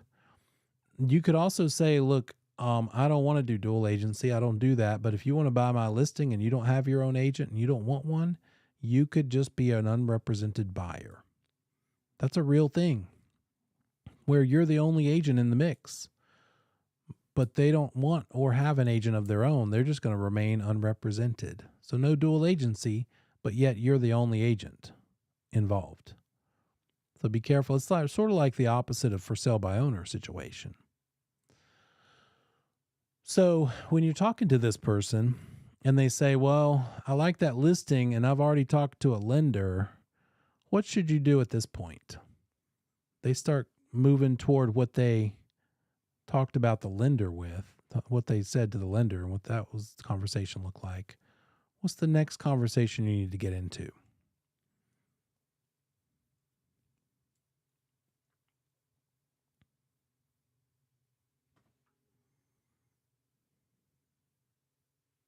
Oops, sorry. Oh, it's okay. What are we talking about? As a broker, and they start getting into their qualification amount, their money, what do you need to say? You don't have to tell me the whole thing, but what document do you need to open up and start presenting? Yeah, there we go. The working with real estate agents disclosure. Here's how this works, guys. Before you tell me any secrets, before you tell me what you qualify for or how bad you might want the property, I need to tell you this. I'm representing the seller right now.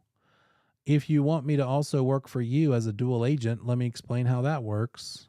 But that has not been put in writing yet, so therefore don't tell me anything. Here's another way that this matters. Maybe you're on a listing appointment and you're up against 3 or 4 other agents. They're interviewing several agents. And you're on this appointment and everything's going pretty well. And they say, everything sounds pretty good, but we still want to talk to those other agents. We're not going to hire you tonight. We'll let you know.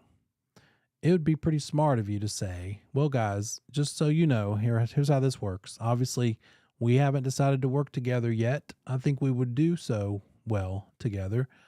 But until we do, don't tell me anything as I'm here tonight, walking through your house, doing a walkthrough, talking to you about the process. Don't share anything with me you wouldn't want a buyer to know. If you're not ready to hire me tonight, don't tell me anything you don't want the buyer to know. Because what could happen is I end up not getting hired. You choose one of those other brokers, but I do end up bringing a buyer for your house. In that event, if you got too free with your information, I've got to tell my buyer what I learned here tonight with you. Unless you want me to keep your secrets and share them with me, in which case we could just go ahead and get started tonight and do the listing agreement right now and forget the interviews with the other agents, right? But by reminding them, hey, don't tell your secrets to me, you're probably setting yourself apart, because I bet those other agents aren't giving that same warning.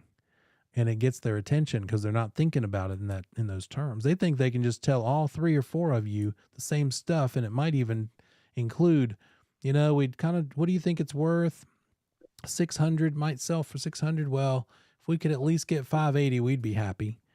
Well, now they've just told you, who might be representing the enemy, what their lower number is, and it's a different number than their asking price. So by giving them that warning, that's part of this whole conversation. It's explaining how this whole thing works. So you've got to be able to go around and around it and explain to them what's going on here. Go for it. So is that working with real estate agents, Chloe? Is that only if you're working for the listing agent and you're trying to, I guess you're prospecting with like a potential buyer? It's whether you're working for a buyer or a seller. Okay. Is that your question? Did I hear that right? Well, you kind of made it seem like you had to be working for the listing agent because there could be like a conflict with the working with real estate agents. I got you. I was just giving you an example that happened to involve the seller. Okay, so regardless, you have to have that. Okay. And let's apply it the other way. You could be talking to a buyer and saying, "Hey, buyer, here at our upfront consultation, where I'm just giving you an idea of what the process will be like, and you haven't decided to hire me yet. Don't tell me the most you'd be willing to spend, the most you qualify for, or how bad you might want something, because really the reason you're talking to that buyer might be because they called you on a particular property, not your listing, but something they saw that somehow they ended up talking to you. Same conversation applies. Hey, buyer, don't tell me anything yet until we decide to work together, because if you do, I would be obligated to tell the seller that thing, right? So it'd be more likely that this would happen in a dual agent situation, because you're not going to track down some seller with some other company and tell them these secrets just for the heck of it. But But yeah, either way, you have to have the same disclosure discussion and warn them against sharing too much until you've nailed down how you're going to represent them.